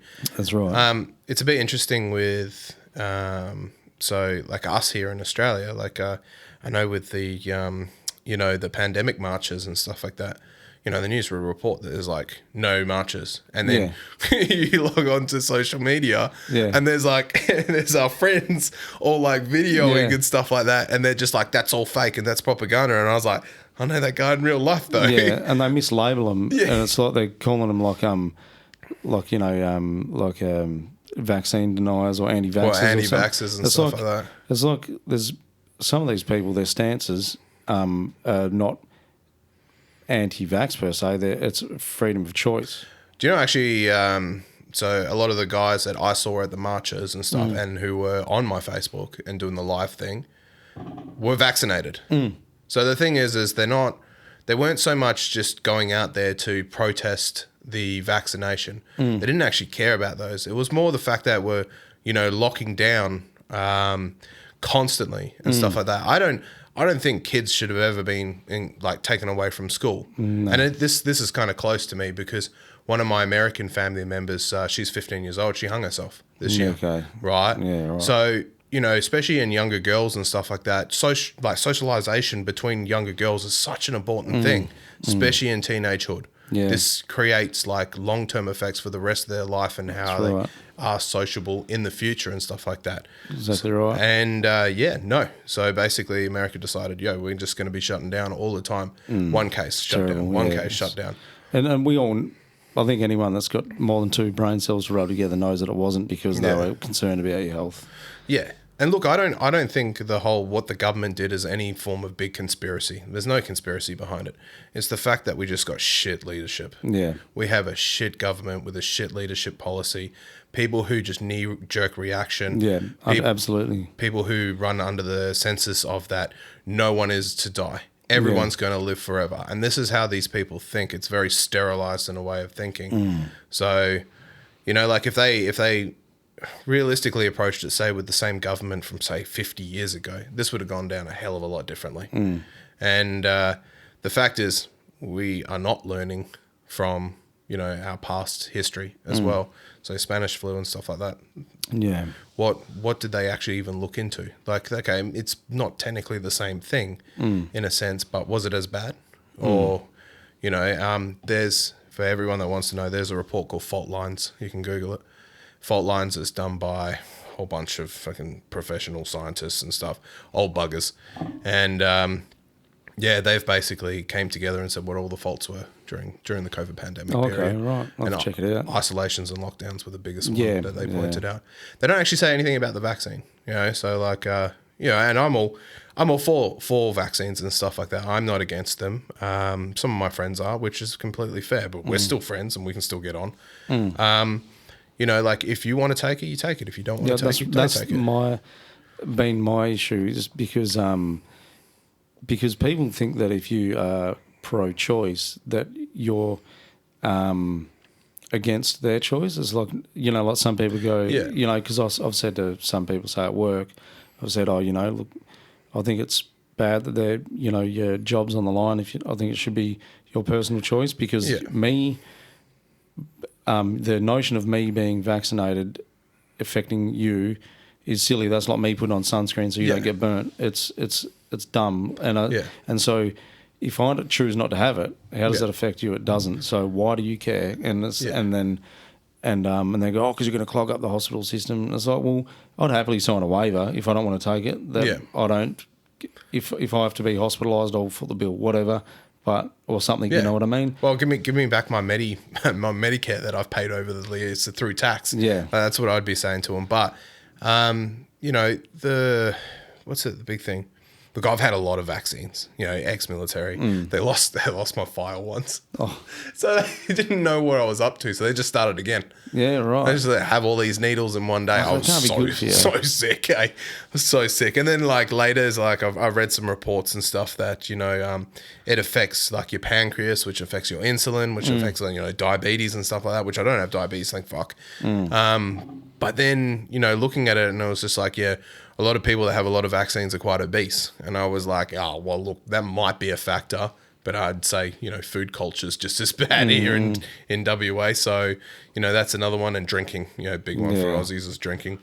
But, one of the things that, you know, just going back to that, when the government's like, you know, you get the vaccine, it's going to stop, you know, giving it to anyone else, right? So you're not going to become contagious anymore and stuff like that. Well, it was debunked pretty quickly. Yeah, and they knew it was a lie. Yeah. So the thing was like, all right, well, if that was the case, then, look, I would look at mandatory vaccines and be like, look, if it completely stops it, it might be a good option. If COVID was to the point where people were just dropping dead from it. Yeah. And I'm not talking about like, you know, people in the risky category. Yeah, like an 80-year-old that's got comorbidities. Yeah. I'm talking about, you know, 16, 15-year-olds, 14-year-olds. Workmates that are in their 30s or something. Yeah, people who are relatively healthy that, you know, their body hasn't given up on them yet. So, you know, if that was the case, if it was kind of like airborne Ebola or something like that, then look, I would be screaming down on social media for everyone to take vaccines. Ebola is like, you know, death central and stuff like that. You get it, you're gone pretty much. Yeah. Good luck living. And if you want to live after that, no. If also with polio, you see what fucking polio does to people after, like, you know, and you go to India, it's still prevalent there. So, you know, like, I don't recommend that either unless you want to come out with, you know, your shoulders trying to cross over each other. Yeah. Like, it's fucking horrible. Well, going back to what you were saying about, you know, about incompetence in the whole, the way it was run, it was incompetence and knee-jerk reactions and stuff like that. Well, I remember I had to go to see I went to cardiologist I see every 6 months. Yeah. And I went to that Charles Gardner Hospital. Yeah. And then there's all these people wearing like aprons and fucking all this PPE and like face shields and shit out the front, like a tent set up. Yeah. And it's like this was 2 years into it. Yeah. And no one had a fucking clue what they were doing. It was just so piss poor managed. And I went there, and then they started yelling at each other, these people. Yeah. And there was one guy that must have been the head guy, and he's like, and they're just arguing, and I'm just like, how hard could it be to figure out a process? Yeah. Let's get through the fucking door. I have an appointment to go to. You got people lined up, and these people are just like fumbling with shit. And it's like user and medical people. We're relying on you to. Yeah. And the most basic thing here of testing people, or whatever you need to do right now, verify their vaccine. You know, how many vaccines they have or whatever you're doing, fucking do it. Yeah. How do you not have, didn't you just have a fucking pre-start meeting or something and work it all out? Or but it's like incompetence. And then my mum, she had one of the vaccines, I think it was that Novavax. And then about 2 weeks later, I think it was 10 days later, she was in the shower and got really, really lightheaded and real short of breath and fell over. And then my brother lives with her, and he took her to hospital, and they took her to the Mandurah one, and they don't have an ICU, so he took her. Also, they took her in an ambulance to Rockingham. Yeah, and she had all these blood clots on her lungs, and I remember I rang them up because I was worried because they had mum. Then they put her on a ventilator, and then I was reading up about ventilators, and I don't know fuck all about it. I'm not going to pretend that I do, but you know, they said if you're on a ventilator for an extended period of time, it's not very good for your lungs, and and the chance of survival goes down. And prior to that, she was really healthy, and then she had all these blood clots, and then because I have a really extensive medical history of blood clots, I'm on anticoagulants and stuff. So I rang them up, and I said, he's putting on an anticoagulant, stuff like that. Oh no, we're just trying to kind of work out what to do. And this is several days in. I'm like, she's on a fucking ventilator, and does she even need to be on one? And all this stuff. And then because I've spent years in hospitals due to medical history, and so I know a bit of shit. And I was just sort of started fucking having a go at her on the phone, this lady, and she was so fucking incompetent. And then I went down there and then met the doctor, and then he was blown away that I knew all this stuff about anticoagulants and stuff like that. And then with some inflammation, said, have you given her like some steroids, like prednisone or something like that? And then this guy was like, oh, we haven't really thought of it. And I'm like, what the fuck, man? Look, the level of incompetence in education at the moment is just insane. Like, the thing is like they cut a lot of basic principles out of things now. So, you know, people have an expectation of everyone to have like a good common sense. If you don't learn basic principles of anything, you know, like now in school, if you say, so my background's electronics, right? So say that I just started and they go, all right, this is a radar, this is what it does, and this is you fixing it. But then didn't teach me what a resistor does, or what, you know, a capacitor does, or what components on those boards do and stuff like that. They just went to, oh, you just replace the board. Well, then that's dumb, because there's no day one basic stuff that I've learned. So then you're expecting me to fault find under some form of common sense that someone 30 years ago who did learn the basics have. So it's a different education system, and it's a bad education system. I've always said this: TAFE, universities, and school is not for people who have a lot of common sense. It's not for smart people, in a sense, if I can put it in a dumb way. It is purely there for you to go prove you're smart, to get your certificate, and to leave. So my brother goes to university, and he's doing his mathematics degree or something. I don't know. He's done accounting. He's done IT. He's doing another one. He's doing his third one. He's the smart one of the family members. I'm the lazy one. And he says to me, he goes, yeah, we sit there and you have to do like gender studies and like cultural studies and stuff while learning math. When has math ever been a gender thing? When's math ever been a cultural thing? I haven't met one mathematician who's not a weirdo. My brother's a weirdo. Like, love him to bits, but he is a weirdo. He's very good with his thinking. He's very good at his analytical thinking, but he is a weirdo. And, you know, I say that while he's touring the US and he's sending me pictures back of hot birds. And I'm like, you found your calling, stay over there. And, but yeah, and the education system is shit. It's like universities. I asked him how many debates he's had in universities. So you would think that a university would be debating the difference between right and wrong and then switching the teams over to debate the right team has to do the wrong team now and so on. So you get an understanding of both sides, because you cannot be a good person, in my opinion, unless you understand where both sides are coming from. Yeah. Like, so I've got some neo-Nazi mates. Now, I am not neo-Nazi at all, right? These guys are like full into this kind of stuff and good on them, right? When I go have a beer with them, or if I like see them have a beer with them, I don't go sit there and talk about regime shit with them, right? It is have a beer, how's the kids, how's the wife, blah, blah, blah. Yeah, cool. No worries. They start speaking up about that stuff. I'm just like, look, I'm not interested. It's not my thing. Yeah. You know, and I'll tell them straight to their face. That's and I've always thought that everyone should be entitled to think whatever they want to think, as long as you're not doing other people any harm. Yeah. Think how you want to think and have whatever thoughts you want and live whatever life you want. It doesn't impact me or others. Doing your own thing, whatever you want to do behind closed doors, do whatever you want to do. And that's, exactly. Live and let live in a way. But it's, I think we've lost our way a bit, and that there, there's, with the whole, it's probably not going to be a popular thing to bring up, but, the gender thing going on now, it's quite forcible as well. I never worried what people want to call themselves of. You want to be called a him or a her, and you're a her or a him. I said I don't care. Like I said, I'll call you mate. One of my tradies, when I was doing my apprenticeship, he was I don't know how much of it was a he versus something else, but it started out as a guy and still kind of looked like a guy, but had some feminine features. Yep. Super nice person. I don't give a fuck, man. Yeah, don't care. And I shook their hand and worked with them for 6 months in rebuilding pumps, and got on like a house on fire, mate. And got no problem with them. I've been in a band I used to be in years ago. One of the guys that was gay. I don't care. Yeah. One of my workmates is gay. I don't give a fuck, man. Yeah. Do whatever you want. I don't care. You watch these days how much social media twists a lot of this shit. That's right. I think a lot of it's not as much of a problem as what they. Yeah. I think like for everyone, when you're on social media, it's not real. No. Like, okay, there are real people on social media, but it is not real. Like, the capture and the mindset of people is not a legitimate mindset. It's a mindset of, insecure and hatred. Yeah. Like insecurity and hatred.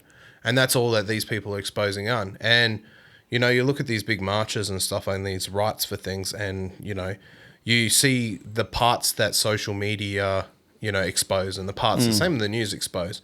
It's the ones that get them the inflated views. Prime example of this. So on my street this week, we're still in this week. I'm starting to lose the days because I haven't worked in so long now. I'm working. 64-year-old woman died just around on my street in a house fire. So the news basically said that the house fire the flames were coming out of the roof, all the windows smashed out from the fire and stuff. Well, no, I talked to the next door neighbor, right? The police smashed the windows to get in, right? But the media's like, no, it was a raging fire. I was like, look, if it was a fire that big, it was in a unit complex, right? The rest of the units would be on fire. Absolutely. But, news.com, 7 News, 9 News, this is how they report sensationalism sells, though, doesn't it? So and if anyone's ever been to court before as well, lawyers are very good at that stuff. Yeah. They will hyperinflate things to bring out an emotional side in you, and then if you don't bring out an emotional side of you, they'll call you a psychopath, and all this kind of stuff. Like it's just to sell. Yeah. It's all about this. Yeah. I said, so you want to be real? Go have a beer with your friends. Don't talk to them over social media. That's right. And I think the mainstream media needs to be held accountable for so much. They've just even in the US, the politics and the race, the whole thing going on with race there and all that, and it's like, the media is portraying that there's all this racism over there, or in Western countries, and I don't think there is that much, to be honest. I don't know that many truly racist. To be honest, I don't know anyone that's truly racist that wouldn't talk to someone of a different colour or race. I don't know anyone that would refuse to, or that is hateful towards anyone. I know people that might have certain opinions about things, but they don't. But they would never hurtfully. I think know what I mean? Racism is a word that's been negatively inclined for so many years, but racism was also, looking at that word, it also talks about the good in that race as well as the bad. We've just used racism as a negative connotation the whole time. And I think, it's very important to understand how people actually are. Now, look, you wouldn't really judge someone on their race, but you judge them on their culture and where they come from, and how they've done things, because they do beautiful things. Look, it's like me saying, do I go to a Chinese restaurant, right? And if all the staff and the waiters and the cooks are all white, am I going to think that's a good Chinese restaurant? Hell no. I want to go there where the cooks, the chefs, and they don't even speak English. Yeah, that's right. Absolutely. So right. I get some 100%. good shit. I know I'll be getting good stuff. Same with Indian restaurants. The best Italian food I have is in Tokyo by Japanese people. Yeah, you got to do better Italians. But no, so there's an Italian restaurant down south, which it looks like a little well thing, and you go into the bottom. It's in Margaret River. Yeah, okay. Best pizza, best garlic bread, all authentic Italian food. Yep. And it was absolutely amazing. And it's all Italians in there. People who have just packed up shop and decided to come to Perth. Yeah. Or WA, I should say, because it's in Margaret River, it's not Perth. But, and I enjoy that kind of stuff. I'm like, yeah, sweet. I love, receiving food from other cultures. Look at me, I'm fat. I fucking love food. I love food, man, right, too. Yeah. I'm fat on the inside. Fat on the inside. Just give it time. No, you probably got that gene where you'll never get fat. I won't put on weight. Oh, lucky. I just smell McDonald's and gain a kilo. It's fucked. But and I like going to restaurants where they have different cultures making me different foods. I'm saying. So that makes me technically racist. In that sense of things. Yeah, if there's someone that wants to find an argument in that, they could, yeah. Oh, yeah, bring on the social media. You know what I mean? Yeah. But everyone's so wants to label everything these days. Like, you got to label your gender, you got to label this, you got to label that's a black person, that's a white person, that's a... It's like, who gives a fuck? When I see people, when I work with someone, worked with a Sudanese guy a while ago, I don't see him as a black dude. I don't give a fuck. He's just another dude working with me. Cool guy. Yeah. And I thought he was a fucking awesome dude. And I'd be friends with him any day of the week. And I'd hang out with him. If we ever cross paths again, let's go have a beer, whatever. Yeah. I thought he was an interesting guy, and I loved hearing about Sudan and stuff like that. And they're all their like cultural kind of differences, and it was fucking cool. And some of it, I thought it was strange, but I'm like, I bet you I do a ton of shit that he thinks is fucking weird, so I ain't going to judge him. I don't give a fuck. Look, I do so much shit that people think is so weird, eh? Like, even Brendo and Lindsay are like, man, sometimes you're just weird, man. And I was you're like, human, man. So, it's just me, like, in general. Like, but that's what now it's like they're trying to cultivate humans to be a certain way and mold them into a certain way of thinking. And it's like, that's the beauty of being human, is that everyone's different, and then you hang out with someone else and you learn different things and adapt to the way they behave sometimes, and it's cool having different people. You know what I mean? If everyone was the same, it'd be boring. Like you see them people. Like I signed up for Twitter once, and then it's probably 10 minutes I spent on there, and I was like, this is literally mental illness. Yep. Mental illness in one place. It is, man. I was like looking at people, because I was looking on like I think Hillary Clinton's one on there or something, and it's just like, holy fuck, man! How did it? This is so negative. It's so bad, and all these people bickering. I'm like, this is not a real place. You realise Twitter doesn't fucking exist, man. Yeah, it's literally a made up place. Yep. You could switch your computer off, your phone off. That place does not exist to you anymore. It's gone. Yep. Go the fuck outside. Yep. And they still. Hopefully Elon does fix it. I know I did read the news that he's firing like half the staff this morning or something like that. So, good on him. My spidey senses still tingle a bit with him though. He's like, he's a billionaire. It's like, you don't get to that level without something going on in the background that I'm not privy to. But look, I think there's a guy named Jordan Peterson who explains the Canadian guy. Yeah, explains a lot of the stuff real well. There's a YouTube channel where he talks about Pareto distribution. It goes for about 2 hours, and Pareto principles. My English is terrible this morning. Not enough coffee. And like, the 20% of the world, or more looking like the 10%, are always going to be rich. No matter what in our culture, will always be rich, because these people are more hungry, they're more cultivated, they know where to aim, and they're not the actual intelligent type. A lot of people think they're the persistent types. All my mates who are really successful or going to become very successful as of recent are not super smart. They're super persistent with what they do. Yeah. And tenacious and have tenacity. And, And they've always got an intelligent guy connected to them. So they've always got like, you know, some friend that can, you know, they can talk stuff with, and they'll go, you should try this. You find a lot of them people that are successful have a network of people that do things. Oh, I've got a guy that can do security. I've got a guy that does this. I've got a guy that does that. Yeah. And it's never this. Oh, I do everything. It's they got the network, and it's all So how much? You look at them and you go, how much do they actually know how to do? Probably about 1% of what they're actually meant to be doing. Yeah. And then and then the rest is all just given to other people. Like running a business, like, you know, it's just being on your feet, being, you know, alert and awake about what things are going on, and talking to the right people at the right time. Yeah. That's kind of all it is. And like, look, it to a degree, it's harder. Coming from the engineering world, I think a lot of businesses that fail are from top dog engineers, like guys who have like literally built everything under the sun, absolutely amazing, and then they start their own business and turn it into a big global business that dies in the ass. Yeah, because they're not a people person. Yeah. They're just like they're just this awkward thing, like, you know, when they walk into the room, no one wants to talk to them because you can't communicate with them properly. That's right. Yeah, shit CEO to have, shit boss owner of a company and stuff like that. And that's like you see there's that saying, what is it? Opportunity favours the prepared, or isn't that something like that? Yeah, as long as you're prepared for because a lot of people get a lot of opportunities, and squander it, or aren't prepared to do the right thing, aren't prepared to make a sacrifice, and you see them people are like, oh, just fucking took the plunge, or sold my house or something, and then that's like, you know, Perry Ormsby from Ormsby Guitars. You know, he sold his house at one point. To fund his dream. And look where he is now. You know, he owns a Ferrari and fucking bought that with cash and shit. And he's successful and fun.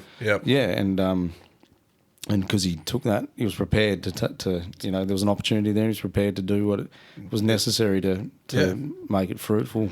Yeah, and that's, take my hat off to the guy, because that's just a persistent man. Yeah, and not insulting his intelligence here, so please don't take it this way. But he's more persistent than he probably is intelligent, and that's what's got him that far. Yeah, stuff, because intelligent people like to stay in the comfort zone with everything. They don't like to go to the gym. They get fat. And I'm not saying I'm intelligent. I'm a dumbass half the time. But yeah, and you know, they want to hold on to their assets because they know they're going to grow, but they don't realize the risk of, you know, getting rid of them is far greater. But someone that doesn't have that mental block, in a sense, just goes, I'm going to just go hard. Yeah. Like, and I think that's one thing, like Steffi, from, you know, he was from Icons and now he's doing the new band with me. He's so persistent all the time because he just doesn't have that crazy analytical thinking side. So he goes, I just need to get this done, and this is how I'm going to do it, and I'm just going to put myself into it for 10 to 15 hours a day if I have to, in order to get it done, and gets it done. Yeah. Like I don't know if you've seen him lately. He's dropped something like 40 kilos. I saw him at your gig, I think. Yeah. He's dropped a lot of weight, and I got like a before and after photo of him, and I was like, holy shit. Yeah. And and then he's like, oh, I might go back to fighting, or I might do this, I might do that, and he goes, and then just starts training straight away. Like he says he might, but then he just starts training like a day later. I'm the same like that.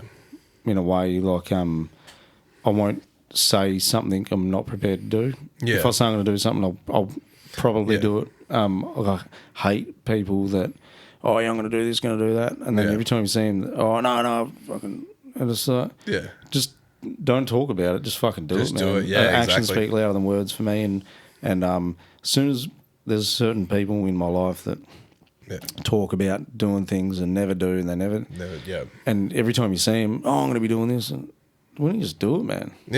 Don't even tell me about it. Just fucking go do it. Who are you doing it for, me or for you? A lot of people I've worked with, they've and even in music, they plan all the time instead of just do. Like, and it's a very interesting thing. They're like, oh yeah, we're going to sit down. This happened in one of my last bands. We'll sit down and write music at this period of the year. And I'm like, but I've got the idea now. I'm writing it now.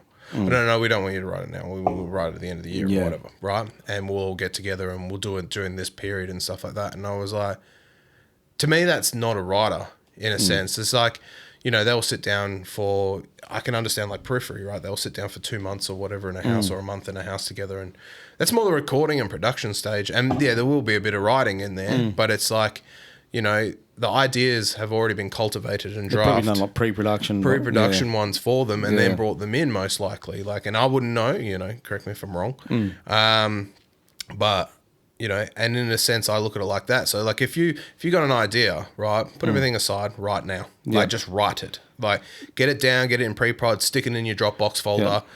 For you guys to come back and work on. Yep, I'll do the same thing. Is sometimes I'll be in bed, we'll be watching TV, and I'll quickly get up and he's like, "What are you doing? I've got a fucking idea." And then I've just said to her, I said, "You can't sleep on an idea or sit on an idea. No. You get a fucking because some of my best riffs are just like, oh fuck, quickly get it out. Oh yes, and then I'll be stuck in here for like an hour, fucking around because you get on a roll, man. Sometimes do you ever just pump out riffs and they're the best riffs, and then other times you'll go for like 2 months. And you got nothing, man. Yeah, so I think my best is 6 songs in a single week. Yeah, right. Yeah, that's so good. I was just having a hell of a good week, I guess. Everything was feeling good. I was feeling right in my head and shit. So, but and the worst thing about it is all the creative stuff comes to me at 11 o'clock at night to 2 o'clock in the morning. Yeah. So I think that a lot of people like that, Yeah, so I ended up having to night owl it sometimes. So I used to, when I was working and I still wanted to cultivate that time, used to sleep 4 hours before, 4 hours after. Oh, right. Then I used to go to work. Cool idea, Yeah, so it's kind of like how routines go on, like Navy and stuff do routines sometimes like that when they're overseas. I'm sure there's a reason. I'm sure there would be psychology behind why they would do that because maybe people are I don't know. More productive if they're... Surely there'd be some kind of psychology behind why they would do that. You would hope so, but looking at how military spends its money, I doubt it. Yeah. I know. Like, so I remember Roland Lim working with him years ago, and he did a lot of stuff for Make Them Suffer. Okay, yeah. And he used to sleep 4 hours, so 4 hours on, 4 hours off, and then I'd be like, I'm going to bed for 8 hours. He goes, I'll see you in 4. I was like, damn it, no. And then and then he was using my studio while I was at work, and he was doing. It was a band that failed ages and ages ago. Okay. But I wanted that band to succeed. It's just the same thing. It's just personal conflicts, like constantly. And if you're in a band and you've got one person just dragging everyone down mentally, it's like it's just done. Yeah, that person's got to go, or the band's got to go. Like that's even if it's the person who writes all the music for the band, if that brings all the other members down all the time, the band's got to go. Like you got to do what's right for your kind of health in a sense. That's right. Well, our vocalist, he's got a good saying that he says in bands there's drivers and there's passengers. Yeah. And if there's more than one main driver, that it's going to be like a car with 2 steering wheels. It's going to fucking... Yeah. Obviously that's not an exact science, but, like obviously you knew I was in a band with Lindsay. Yeah. Fucking awesome guy. Love the dude. Me and him are both drivers. Yeah. If that makes sense. So we actually have the same dynamic in our band. Yeah. So me and Lynn's both manage together. Yeah. We're both drivers. And there's times where we will, we don't have an argument and we never argue. Just butt heads on things. We go, I reckon we should be doing this, I reckon do that, blah, blah, blah. And at the end of the day, find a compromise. We either find a compromise or we just pick one.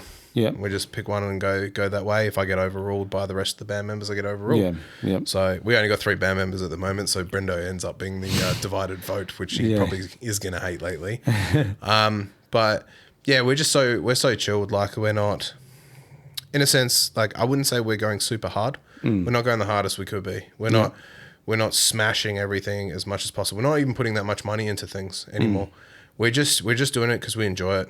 That's the best way, eh? Yeah. So it's just like when I was in Upheld, the expenditure of money and that was huge. Mm-hmm. So I think the first year, according to my spreadsheet, was close to the 14 to 16 range, and that's only stuff that was tracked. There's a lot of stuff that wasn't tracked.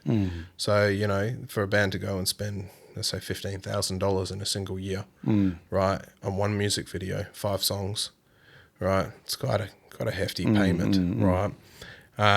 So, and a lot of that was advertising, because I've always believed, you need to have 50%, you need to have literally the same amount you spent on your production should be spent on your advertising. That's interesting, yeah. So, they should, marketing should be just as much as, how much it costs to do a music video. I'd love to be able to speak to someone about that side of things, because we don't really know what we're doing with it. We've got our manager, he helps a lot, but it's like it's hard to find solid info about it online. Problem is the market, it just seems like the market moves. So like what we did in Upheld was very different from what, so we tried to do the same thing in Reformed and it didn't work as well. Okay, yeah. Because the market had completely changed, after the pandemic and all the pandemic stuff or during the pandemic, a lot of things changed. So, like social media, you could get away with, $15, $20 a day, on an advertised revenue. Now it's recommending 50 to 80.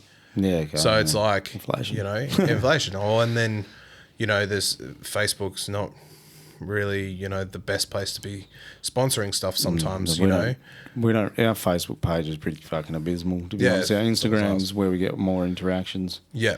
For sure. Yeah, we're the same on that. And TikTok as well. Yeah, we've just started with that. Or Sam sort of does that. I don't even fucking... Yeah. I don't care for TikTok myself, but I know that it's probably handy, and I'm sure you could leverage it a certain way. Yeah, and even old school emails stuff. I got told the other day, just like, when you do releases, don't send out what you've already done.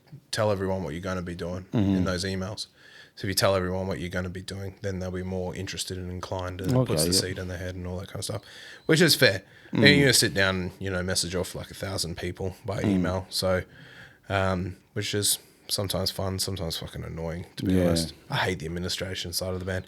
We thought about just like getting a manager and a marketing manager just to do everything for us, and then we'll pay them out of the wazoo. But some people, like, you ask for what their results are in a sense. And look, I understand the music will only get you so far, and if people like it or people don't like it, and et cetera, et cetera. I think the music's that important these days, eh? Yeah, I feel that. I see some bands where I listen to things and I'm like, oh, look, if there's a avenue where a lot of people like this, fair enough, but it just, for me, it doesn't even flow nicely. So it's kind of like, there's some bands that you're seeing get a lot of exposure, and you're like, I think it's not that great. It all comes back down to the who you know, not really what you know. That's right. So 100%. I think you're right there. But look, you just keep doing you keep making those connections and just have fun, enjoy it, party up. That's right. And then going back to what you're saying about what's getting you the most exposure, what are you gonna have to put money into, or this or that. And it's like, at the same time, it's like, what are you looking for anyway, really? Yeah. It's like, it's like, as much as, the music doesn't sell so much these days as the image. Yeah. But it's like, did you get into a band to look cool, or did you want people to, play music? It's a hard balance, eh? Because of course you want people to listen to your music, as you know. I want people to like my music. I never did. No?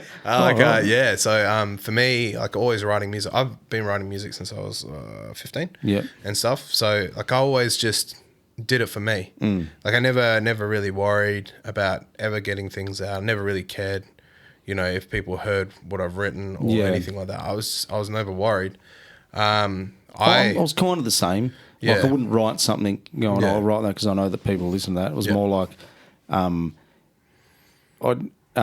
it's good to have people liking music. It's fucking... Yeah, I just showed my mum. Yeah. I was like, Mum, look what I made. And she's like, oh, that sounds like shit. No. But I'm on the right track. I'm on the right track. One day it's not going to sound like shit. But yeah, no, I always just like, I like to just create music just for me to listen to. Like, so if I feel like there's something missing, out of all the bands that I'm listening to, I'll try hone down and find whatever's in my head out and get it out. Do you listen to your own music? Yeah. Yeah. Same. I'm the same, man. Not on Spotify, though. We just do it on a Dropbox folder. It's easier. I'm the same. And does Spotify nerf quality or something? Because I remember when we got our fucking CDs for our EP, put it on the car, and I've got my Spotify on the high quality setting or whatever for the streaming, but fuck, the CD sounds so much punchier and better. Did you upload it as a WAV? No, I don't know. Sam did that, I think.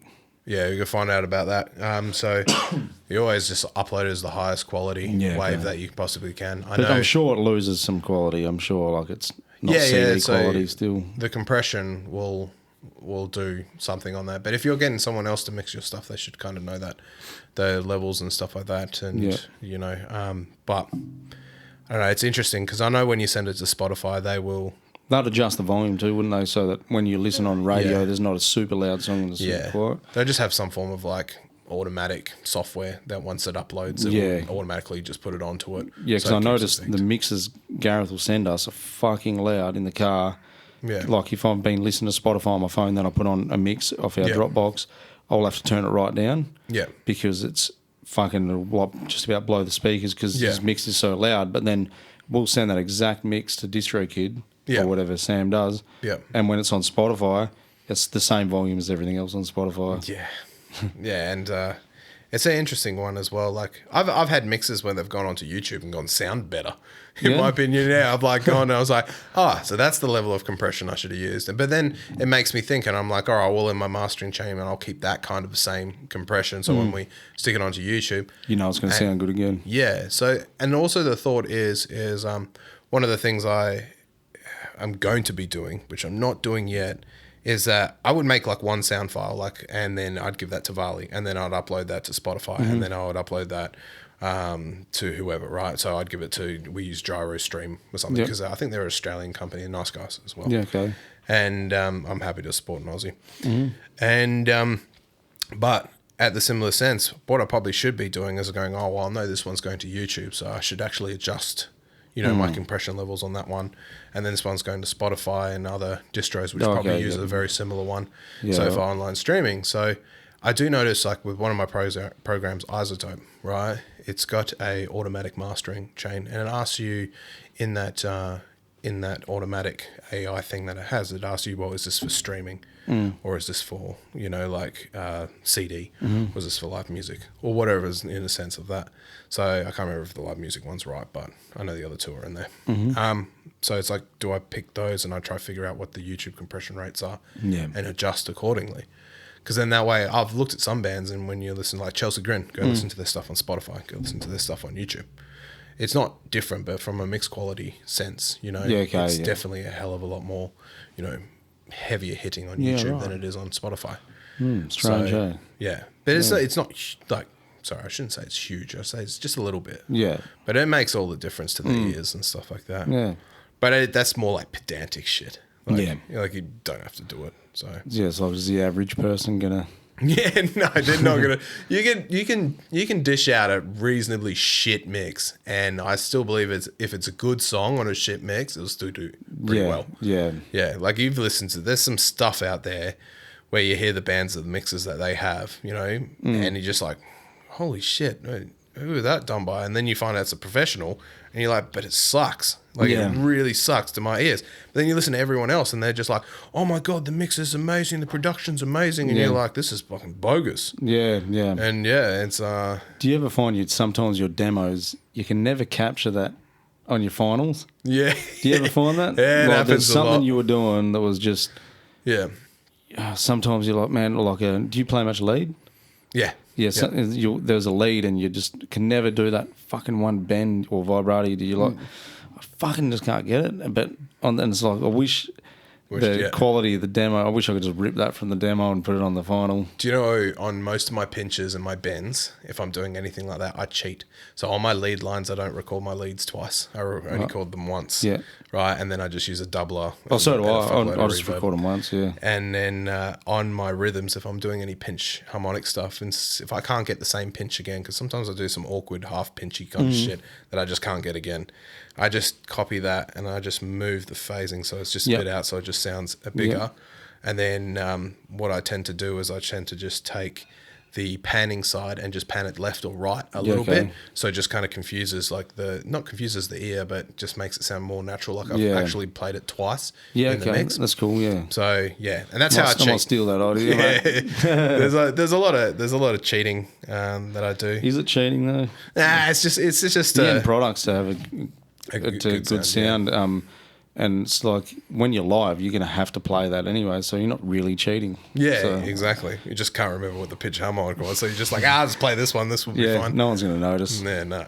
And because we have such a what's our sound? Our sound is like, it's a very altogether sound. Yeah. So this is not as much separation. And even with our live stuff now, we're trying to reduce the amount of separation we have between the instruments. And you want more of a consistency with your live show and when someone listens to your music on Spotify, you want it to be like there's a consistency there, because sometimes you hear a band and hear it live, sometimes it sounds better than or sometimes it sounds worse. You're like, that song really does not come over live like it does on the CD or something. So one of me and Linz's friends, Johnny came up to us after and he goes, bro, from that live gig, he goes, if you guys sounded like that in your Spotify music, it would be so good. And I'm sitting there like, you know, he's offended me as well as like, you know, praised me as well. And I was like, thanks, it's like a backhanded man. compliment. I was like, did I just get punched in the face or something? That's what it feels like. And it was very interesting. So that consolidated sound now is what I'm searching for. And I think from my new mix that I've just done the other day for a new track, I think I'm very, very close now. Yep. So I just went back and listened to all the live stuff that we recorded, the playthroughs of what people sent me in the videos and stuff, and I've just tried to tap into that sound and try to replicate that. Yeah. So I've done that now. Well, that's kind of what we're trying to do as well. What with Gareth, I'll just say anything that's not rhythm or lead, not the main rhythm or lead, send it through, and that's on a backing track.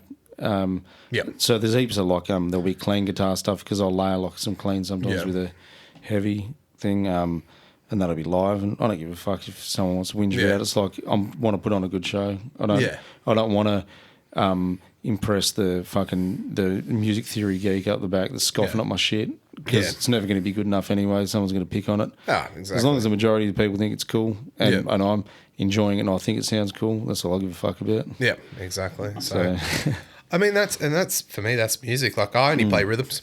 Yep. Minus one song where I do a solo. Yeah. And I thought I've heard you do leads before. Every time I play that solo, it's different.